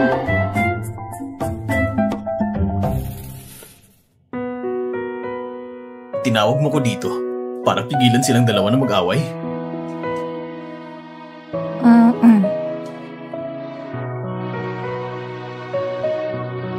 Sa susunod, bago ako dumating, dapat nasa tabi ka lang. Okay lang kung sila mag-away. Ayokong ikaw masaktan. Nag-alala na siya sa akin. Sanglo? Ano ba siyang CEO ng Fengdu? Asawa ni Sanglu? Mr. Feng, akong tiya ni Sanglu. Mr. Feng, ako naman ang tito ni Sanglu. Ikinagagalak kitang makilala. Anong ginagawa mo? Pare-pare lang naman kami nahahawakan. Naayos na bang lahat ng gamit? Mr. Feng, napakaswerte ni Lulu na mapangasawa ka. Lulu, yung pinsan mo si Chancy, nag-aaral hotel management. Hindi ba hotel to ng pamilya, Feng? Pwede mo siya ipasok dito, Mr. Feng. Kahit manager lang, ayos na. Yung pinsan mo si Yanzu, narinig ko ng Feng Group ay nag-invest sa isang paaralan. Kung hindi lang ako kontrolado ng kwento, hindi ako mapapasangkot dahil sa mga old na kamag-anak na ito. Sobrang kalokohan na ito. Madam, President Feng! Manager Chen, itong mga ito, mga malalayang kamag-anak ko lahat. Tandaan ng mga mukha nila. Opo, madam. Naalala ko na lahat. Kung gagamitin nilang pangalan ng asawa ko, o kaya pangalan ko, para humingi ng trabaho dito sa hotel, hindi na kailang i-interview. Diretsong tanggihan. Walang problema. Lolo, huwag kang magpakasosyal at kalimutan ang pinanggalingan mo. Kami ang nakakatanda mo. Tama. Ang hotel na ito sa hall ay pag-aaral ng pamilya Feng. Sino ka ba para mamusga? Si Mr. Feng ang may desisyon dito. Isa pa, kinasal ka na kay President Feng, kaya dapat lang naalagaan kami, mga kamag-anak. Ngayon, masasabi namin kamag-anak na rin kami ng Feng family. Oo. Sundin yung sinabi ng asawa ko. Siya ang tunay niyong amo. Si President Feng na mismo nagsabi. Manager Shen, pwede bang hitin ang hapunan sa kwarto? Oo naman, ako nang bahala mamaya, walang problema. At pati mga gamit ko. Hindi ba sabi niyo pipi siya?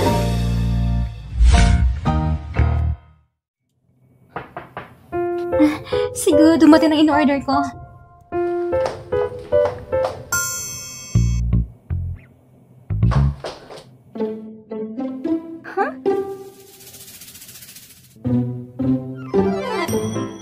Ano to? Manager Shen, pwede bang hitin ang hapunan sa kwarto? Oo naman, ako nang bahala mamaya, walang problema. Ha? Ang totoo, gutom na ako at gusto kong kumain.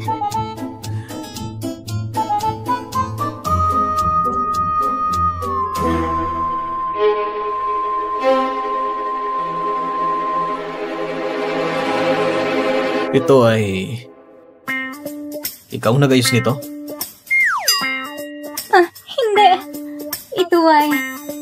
Yung variety show na ginawa ng grupo namin. Sabi namin, mag-shoot lang sa Shenlan. Tapos nahiram lang kami ng ilang props sa kanila. Sabi ko, tingnan natin kung okay. Oh. So, ang ibig sabihin nun, nag-invest ako sa ganitong klase na variety show. Noon kasi, hindi ko masyadong tinignan. Misang, nakalimutan ko palang sabihin kanina. Sabi ni Manager Shen, na isang batiin ka na isang magandang gabi.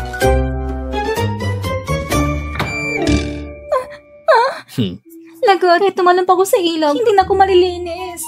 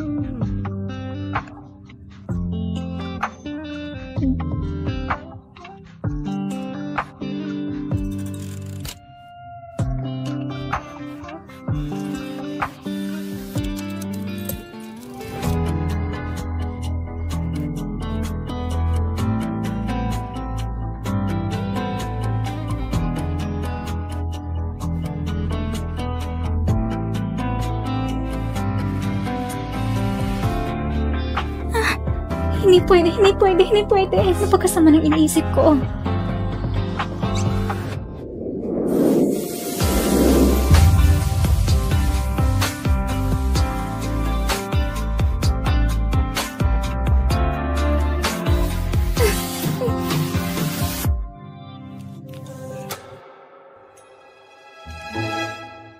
Buti na lang.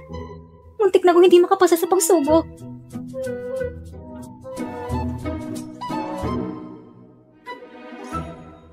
Narinig mo ba?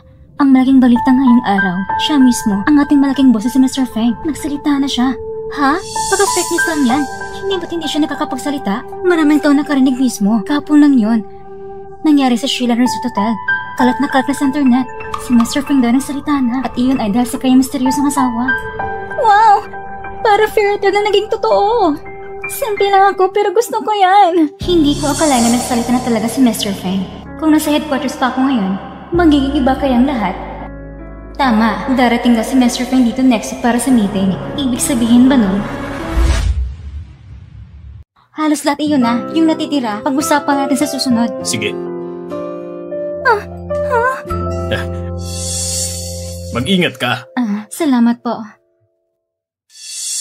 Parang siya yung asawa ni Mr. Feng. Bakit siya nakatingin sa akin ng ganyan? Yung mga mata niya, hindi pinagsiselo siya. Lu, may konti pa akong aasikasuhin doon. Kung pwede, mauna na ako. Sige.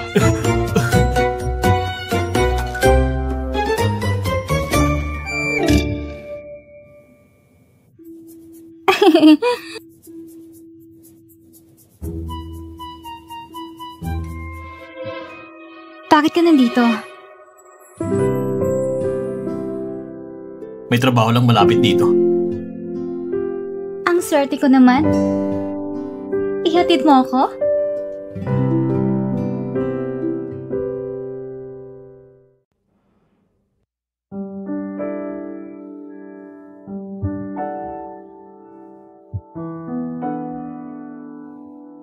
President Feng, sabi ng receptionist sa baba, kakalis lang ng isang babae na nagpakilalang asawa niyo. Iniwan niyo po ito para sa inyo.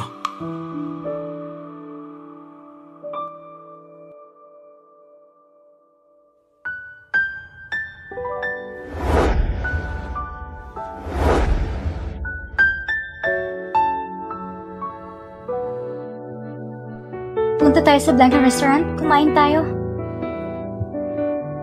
Kahit ang Darjeeling tea, napabangong ito sobrang kumal. Pero ang bango pa rin niya.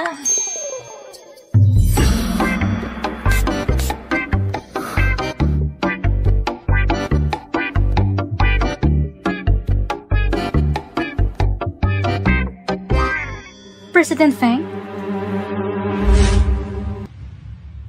Magandang araw po.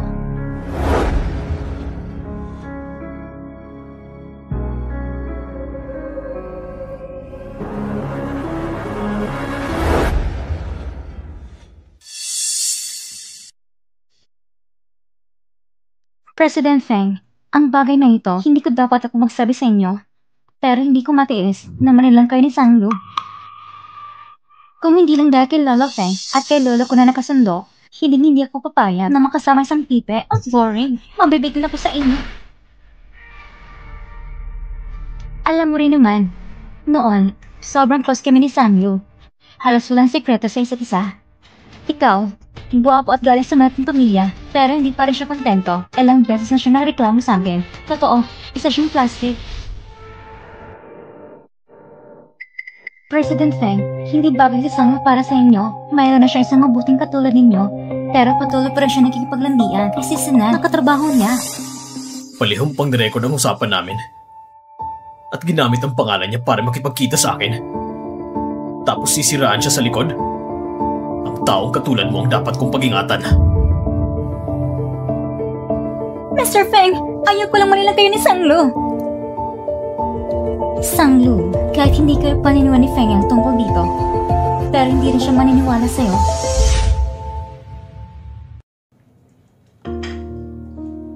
Natuto kong gumawa ng counting kakanin kay Nanay Shen. Tikman mo nga. Kung hindi lang dahil kay Lolo Feng at kay Lolo ko na nakasundo, hindi ako papayag na makasama isang pipe. Ang boring. Mabibitin ako sa inyo. Ang magkasama ng isang kagaya kong walang kwenta at matigas na tao, mabuti ba yun para sa kanya? Mas mabuti siguro panatilihin ang distansya hanggang dumating na ang araw na pagkatagpo siya ng taong tunay niyang mahal. Sige, magtrabaho ka muna. Pero huwag kang magpuyat ha. Ay, nagpalit ka ng bagong kotse?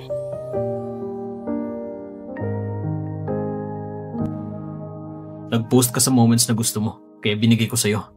Kailan ako nag-post sa moments?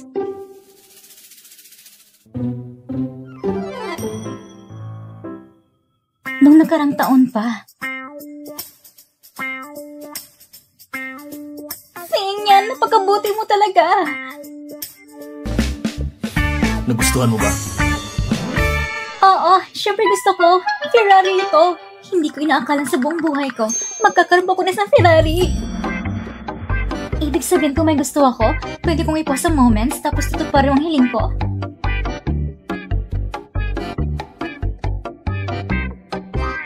Oo, bilang asawa mo, dapat bilhin ng mga bagay na gusto mo.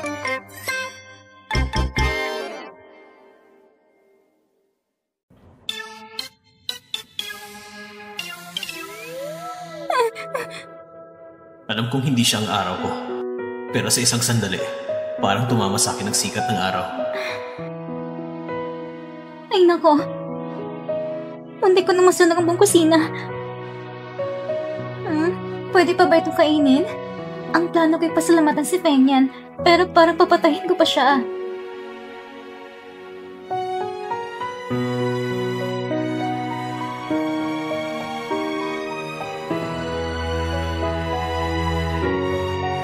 Dati kahit something oo, lagi siyang sumasagot. Hoy, Sanglu! Kumain tayo ng konti. Sige.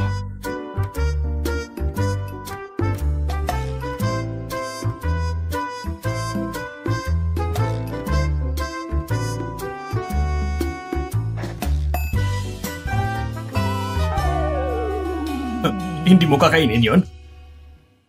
Pwedeng seafood strips. Ito hindi ko kakainin. Kung ayaw mo, ibigay mo sa akin. Mahilig ako dyan.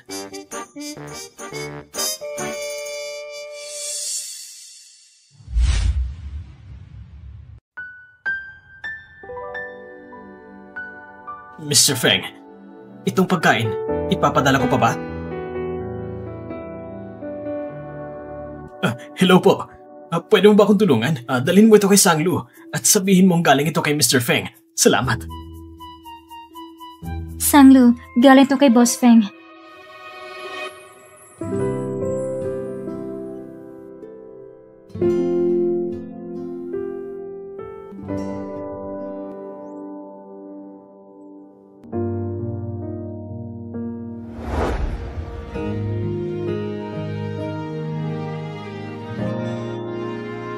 Kung hindi lang dahil kay Lolo Feng at kay Lolo ko na nakasundo, hindi ako papayag na makasama isang tipe. Ang boring. Mabibitin ako sa init.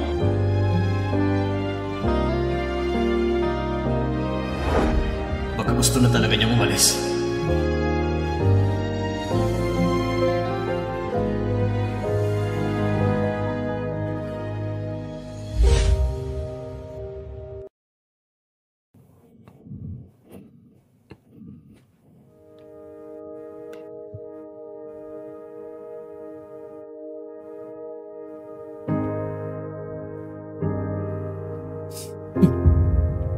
Iniiwasan mo ba ako?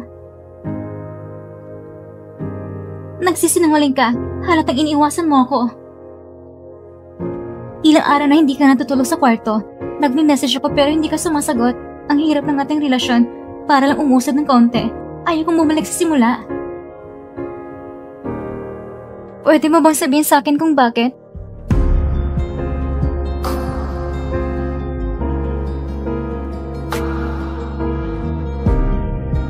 Ayaw mo na ba talaga sa akin? Kung may mahal ka ng iba, handa akong bumitaw.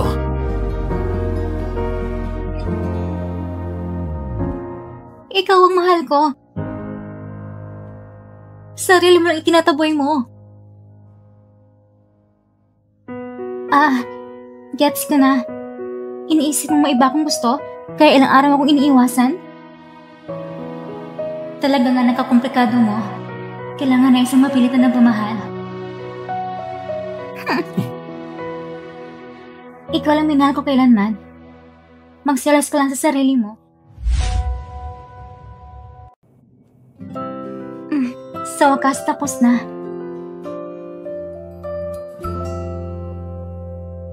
Nagpadala ng video si Manager Shan.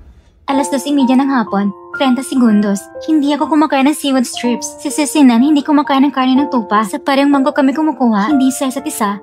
Kita mo, nandito pang mangko. Meron pa. Hati kami sa gastos.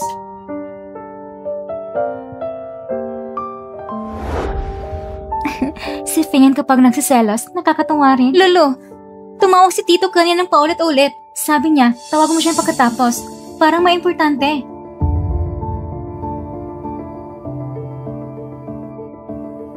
Hello, Lulu! Pa, Na-injure ang mama mo. Hindi makagalaw. Ngayon,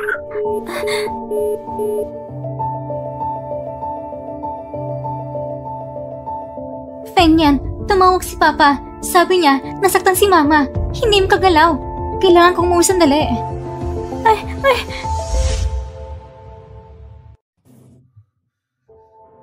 Fengyan.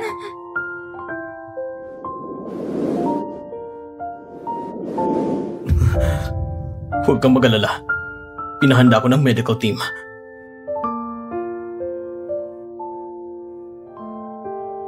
Huwag kang matakot. Nandito ako. Bakit ang pabayaan mo naman? Ay, nako. Ma!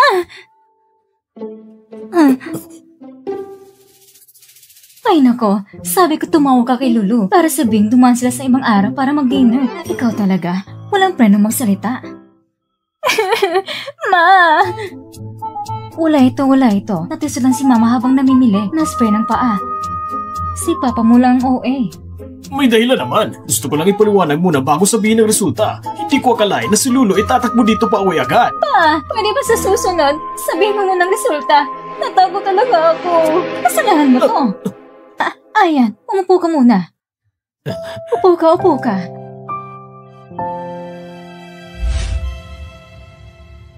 Sweet and sour pork ribs, eto na. Sige. Tikman yung luto ko. Ayan, spoiled kasi siya ng tatay niya at ako. Medyo matigas ang ulo. Siguro madalas ka nahihirapan. Hindi po. Ha? Ayos, parang ka na magsalita.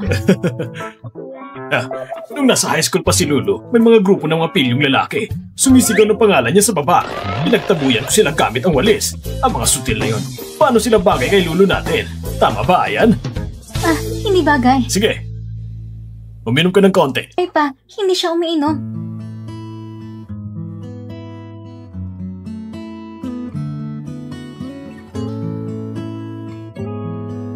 Ang galing ng kilos niya. Nag-practice ba siya dati?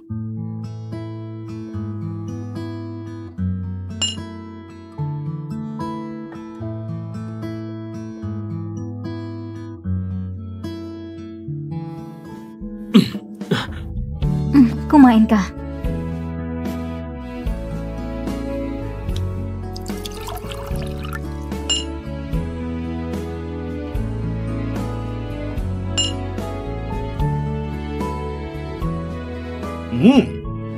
Sasabihin ko sa'yo Huwag na huwag kang makikipag-away sa asawa. Ako, laging mabilis lumuhod. Talo ako sa babaeng mahal ko. Huwag mahiya. Tama. Sige pa. Pa, tama nang inom. Masama sa katawan ng sobra. Ayos lang. Wala pa ito. Pa, tama nang inom. Masama sa katawan ng sobra. Ayos lang. Wala pa ito.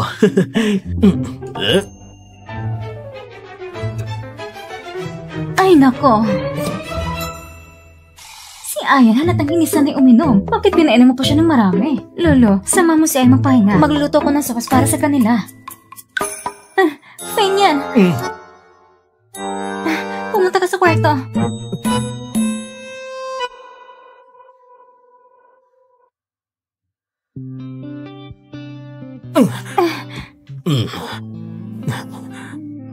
Feng yan.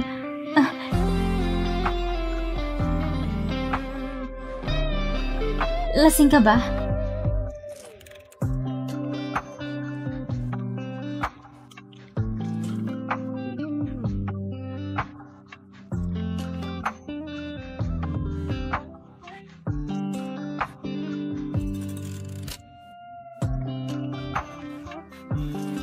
Legal naman tayo.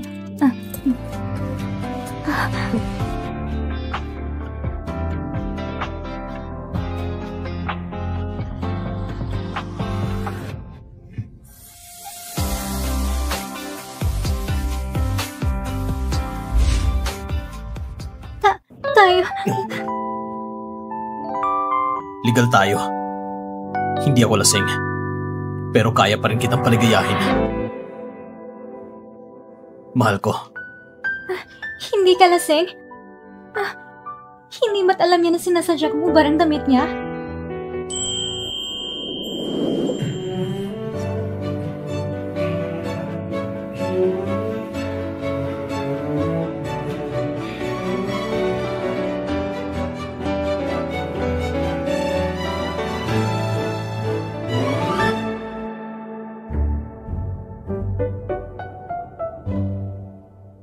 Bakit namumulang mukha mo lang ganito sa umaga pa lang? Wala. Mainit lang ang panahon. Busog na ako. Ang konti na naman ang kinain mo. Busog na rin ako. Ihahatid na kita sa trabaho.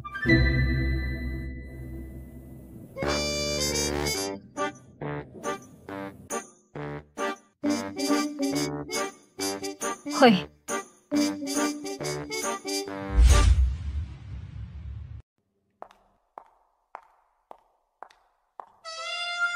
Mr. Feng, napansin ko na medyo pumapay ka nitong mga araw. Hindi ba nagluluto si Lolo sa bahay? Paano naman yon?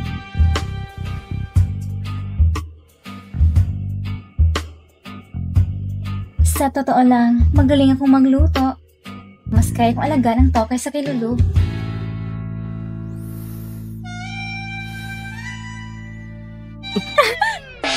Nagsalita ka ng masama tungkol sa asawa ko sa harap ko.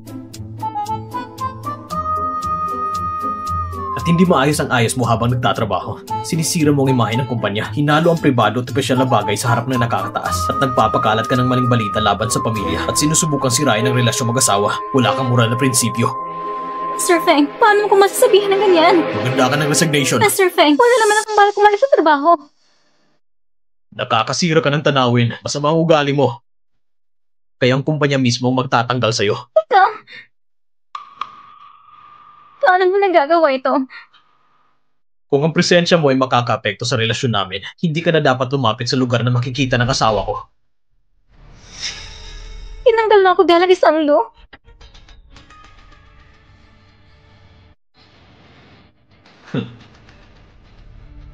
Mas kaya ko pang ipatanggal ka sa buong industriya para sa asawa ko.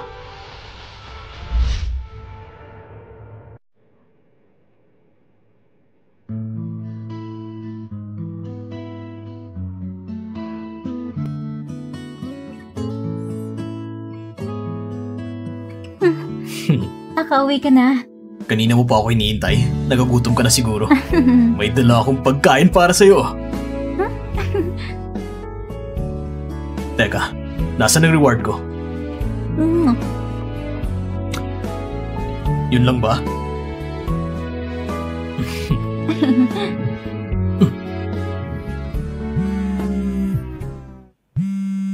Fengyi? Hello? Nasugatan ako. Nasugatan ka? Kasama ko si Fengbay. Pati si Fengbay? Sa bar. Anong nangyari? Parang nasa bar silang dalawa. Nag-away sila dahil sa isang babae. Sa original na kwento, si Feng ay nakiusap kay Shorse na nagtatrabaho sa bar. Si Fengbay ay nagtatanggol sa kanya, kaya nagkasuntukan silang dalawa. Tumawag ang manager ng bar sa akin, pero hindi ko pinansin. Sinadya ko pang palabasin na si Feng yan ay may lamang sa dalawang kapatid. Itong papel ng kontrabidang babae, talagang kasuklam-suklam. Halika, tayong mag-asaw ang aayos sa kanila.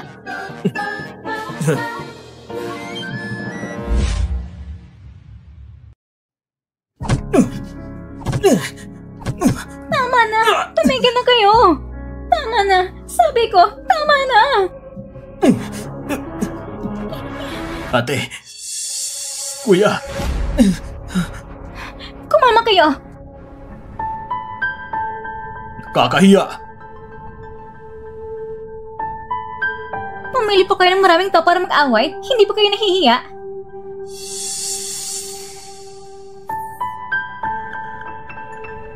Masakit ba?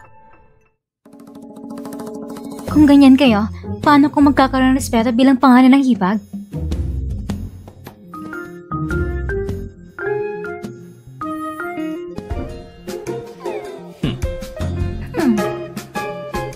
Kayong dalawa, si Chelsea ay tao. Hindi siya laruan na pinag-aagawan ninyo. Dahil mabida kayo sa nobela, pwede na kayo hindi magtanong sa babae? Alam niyo ba kung anong ibig sabihin ng pagkapantay-pantay? Kahit tao-tauhan lang siya, may karapatan pa rin siya. Ha? Ano mong iniililing mo dyan? Kahit tao-tauhan lang siya, may karapatan pa rin siya. Ha? Ano mong iniililing mo dyan? Kung may gusto kang sabihin, sabihin mo lang maayos sa kuya mo. Kung hindi ko makinig sa kanya, nandito pang panganay mo. Kung tatahimik ka lang, para wala ka ring utak. Kayong dalawa, hindi niyo ba alam kung gaano kahirap para sa kuya niyo? Pinalaki niya kayo mula pagkabata. Nagiging amatin na pa siya, tapos kayong dalawa, ganito lang ugali ninyo? Malaki na kayo pero wala kayong isip. Nagpapanggap pa kayo na walang utak. Ate, tigilan mo na yan. Alam na namin ang pagkakamali namin. Bigla lang akong napaka-impulsive kaya tinamaan ko siya. Ikaw? Nagkamali ako, ate.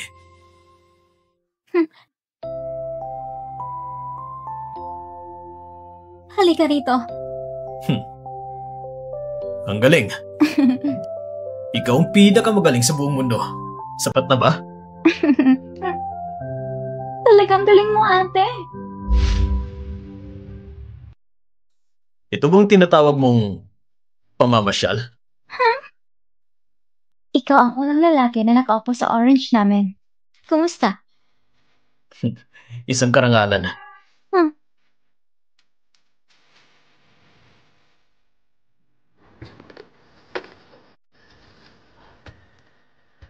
Paano pinapayagan ng isang lalaking matanda ng mapadaos-daos na babae? Anong alam mo? Itong kasi yan ng kabataan.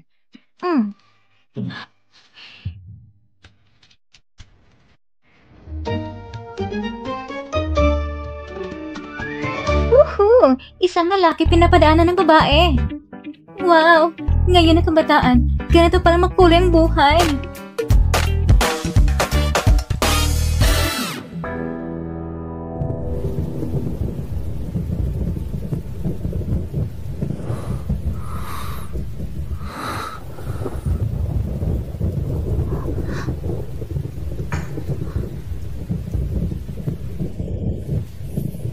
Ayos ka lang ba? Namatay sila sa isang aksidente sa ulan. Habang umuulan, nagmamaneho si Papa at nag-away silang dalawa. Na out of control si Mama at kinokontrol ang manibela. Bumangga ang kotse sa gilid ng daan. Bago sumabog at nagliyab, inihulog ko ni Mama sa kanal sa gilid ng kalsada, kaya nakaligtas ako. Gusto ko sumigaw noon, pero nalulunod ako sa tubig at hindi na ako makakapagsalita. Nang magising ako, nasa ospital na ako.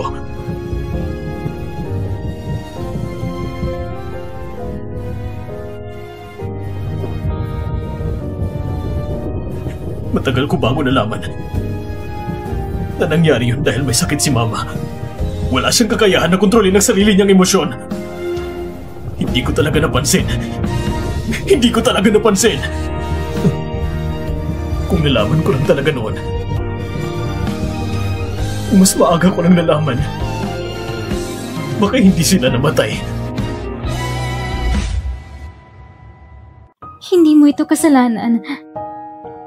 Maliit ka pa noon. 6 o 7 taong gulang ka pa lang noon. Hindi mo pa kayang alagaan ang sarili mo.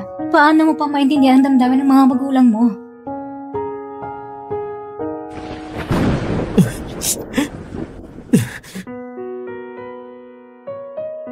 Mula noon, ayoko na magsalita pa.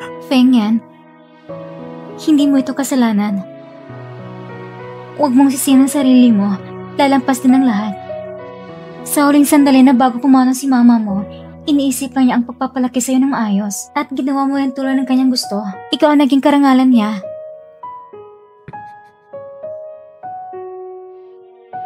Kahit hindi ka nakapagsalita, pinangangasiwa mong pamilya, Feng. At nilagaan mong 2 mong kapatid, pinalaki sila ng maayos. Talagang napakahusay mo. Sigurado ang papa at mama mo sa langit na iinis sa sarili nila. Dahil sa aksidente lang, iniwan ka nila. At nagdala ka ng gatong-bigatong mag-isa. Salamat sa'yo.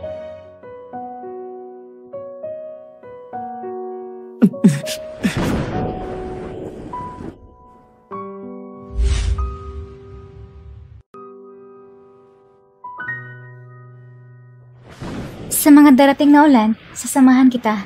Ano man ang gagawin mo, sasamahan kita. Manood ka man ng TV, sasamahan kita. Maglalaro ka ng Switch, sasamahan kita. At dahil doon, kahit isang minuto, hindi mo maisip ng nakaraan. Alam mo ba ang ibig sabihin ng bawat patak ng ulan may dalang init? Kapag natapos ang ilang patak ng ulan, mananatili na lang magandang panahon.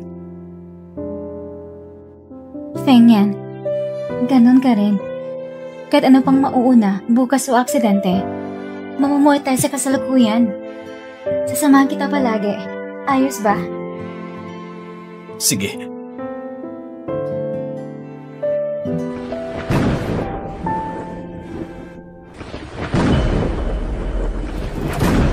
Fengyan! Fengyan! Fengyan! Fengyan!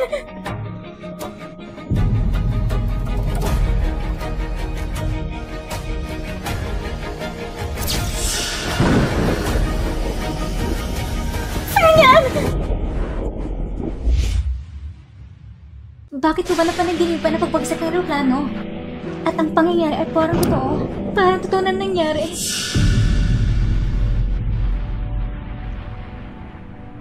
Si Feng kaya magsalita na at ang landas ng mga kapatid at ng babae ay nabago rin. Ang dalawang batang lalaki natutunan na rin magpursigis ng buong puso. Lahat ay patungo sa magandang direksyon.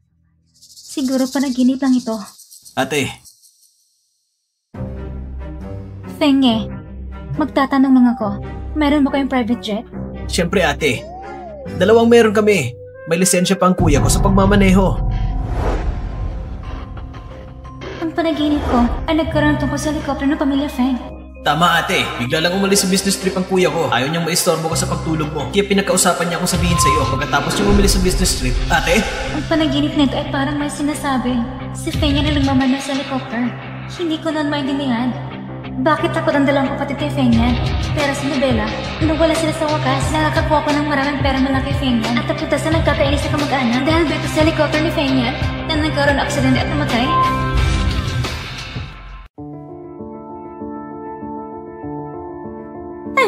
Saan ang helicopter? Hindi mo sabi mo hindi pa ito lilipad? Ate, nagpanik ka lang dahil sa panaginip. Sobrang pagmamahal naman yan.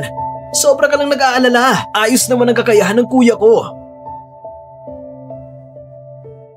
Pasensya, naka-off ang telepono na tinatawagan mo. Pasensya, naka-off ang telepono na tinatawagan mo. Hindi ko siya matawagan. Hindi rin nagre-reply.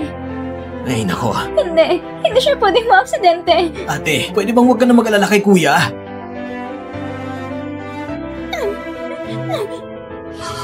Huwag ka nang umiyak ate. Hindi ko rin sinasadya. Kung malaman to ni kuya, siguradong sasampalin niya ako ulit. Second yung Master Feng. Ang helicopter ni Mr. Feng ay nireschedule ang take-off.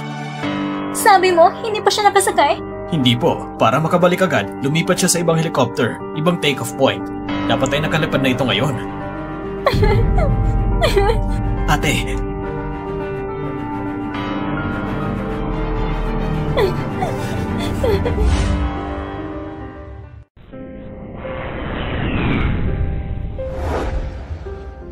Kain tayo ngayon?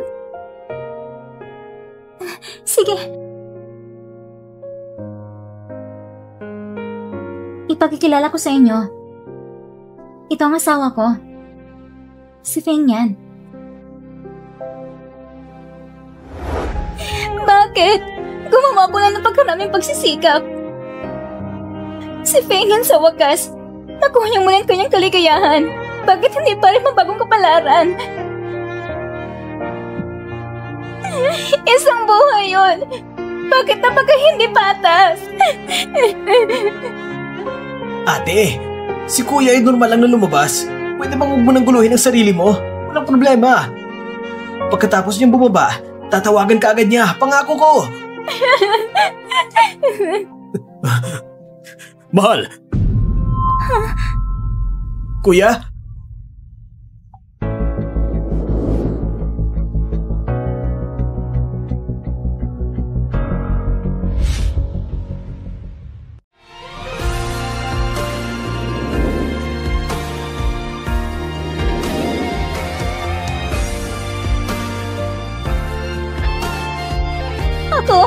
Hindi ako nananaginip, hindi ba?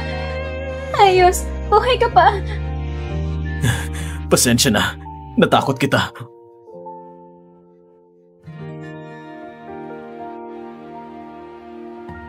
Pero, hindi mo nakasakay ka sa helicopter? Bago lumipad, parang may naramdaman ako. Kaya binuksan ko ang phone ko.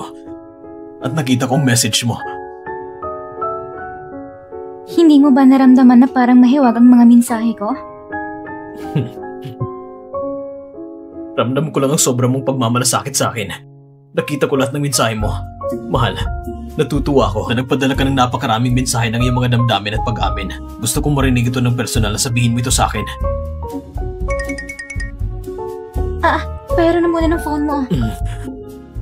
Wala nang oras. Na-memorize ko na lahat. Ganyan! Pwede ba kayong dalawa makaramdaman naman ng presensya ko? Ngayon ako nakakita ng anibersaryo ng kasal na ganito kaing grande. Ang kuya natin, 6 na buwan lang. Ganun din. Alam mo bang tinatawag na double 100 days? Para sa akin, pwede siya magdaos ng 1 beses bawat buwan. Paano mo naman nasabi yan? Siguradong si ate. Natatakot ka sa kanya, no? Tama ka. Nakakatakot ang pagiging love-struck ng boss. Huh?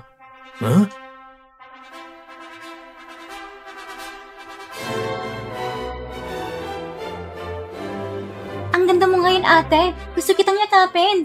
Magkakamansyang makeup ng asawa ko. Ang arte.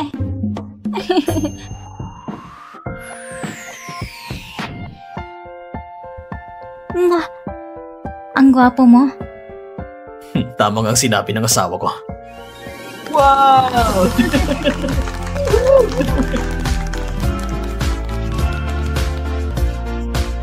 Wow! Ang saya! Ako'y mananatiling matapang. Hindi susuko. Ang tagapamahala ng aking kapalaran.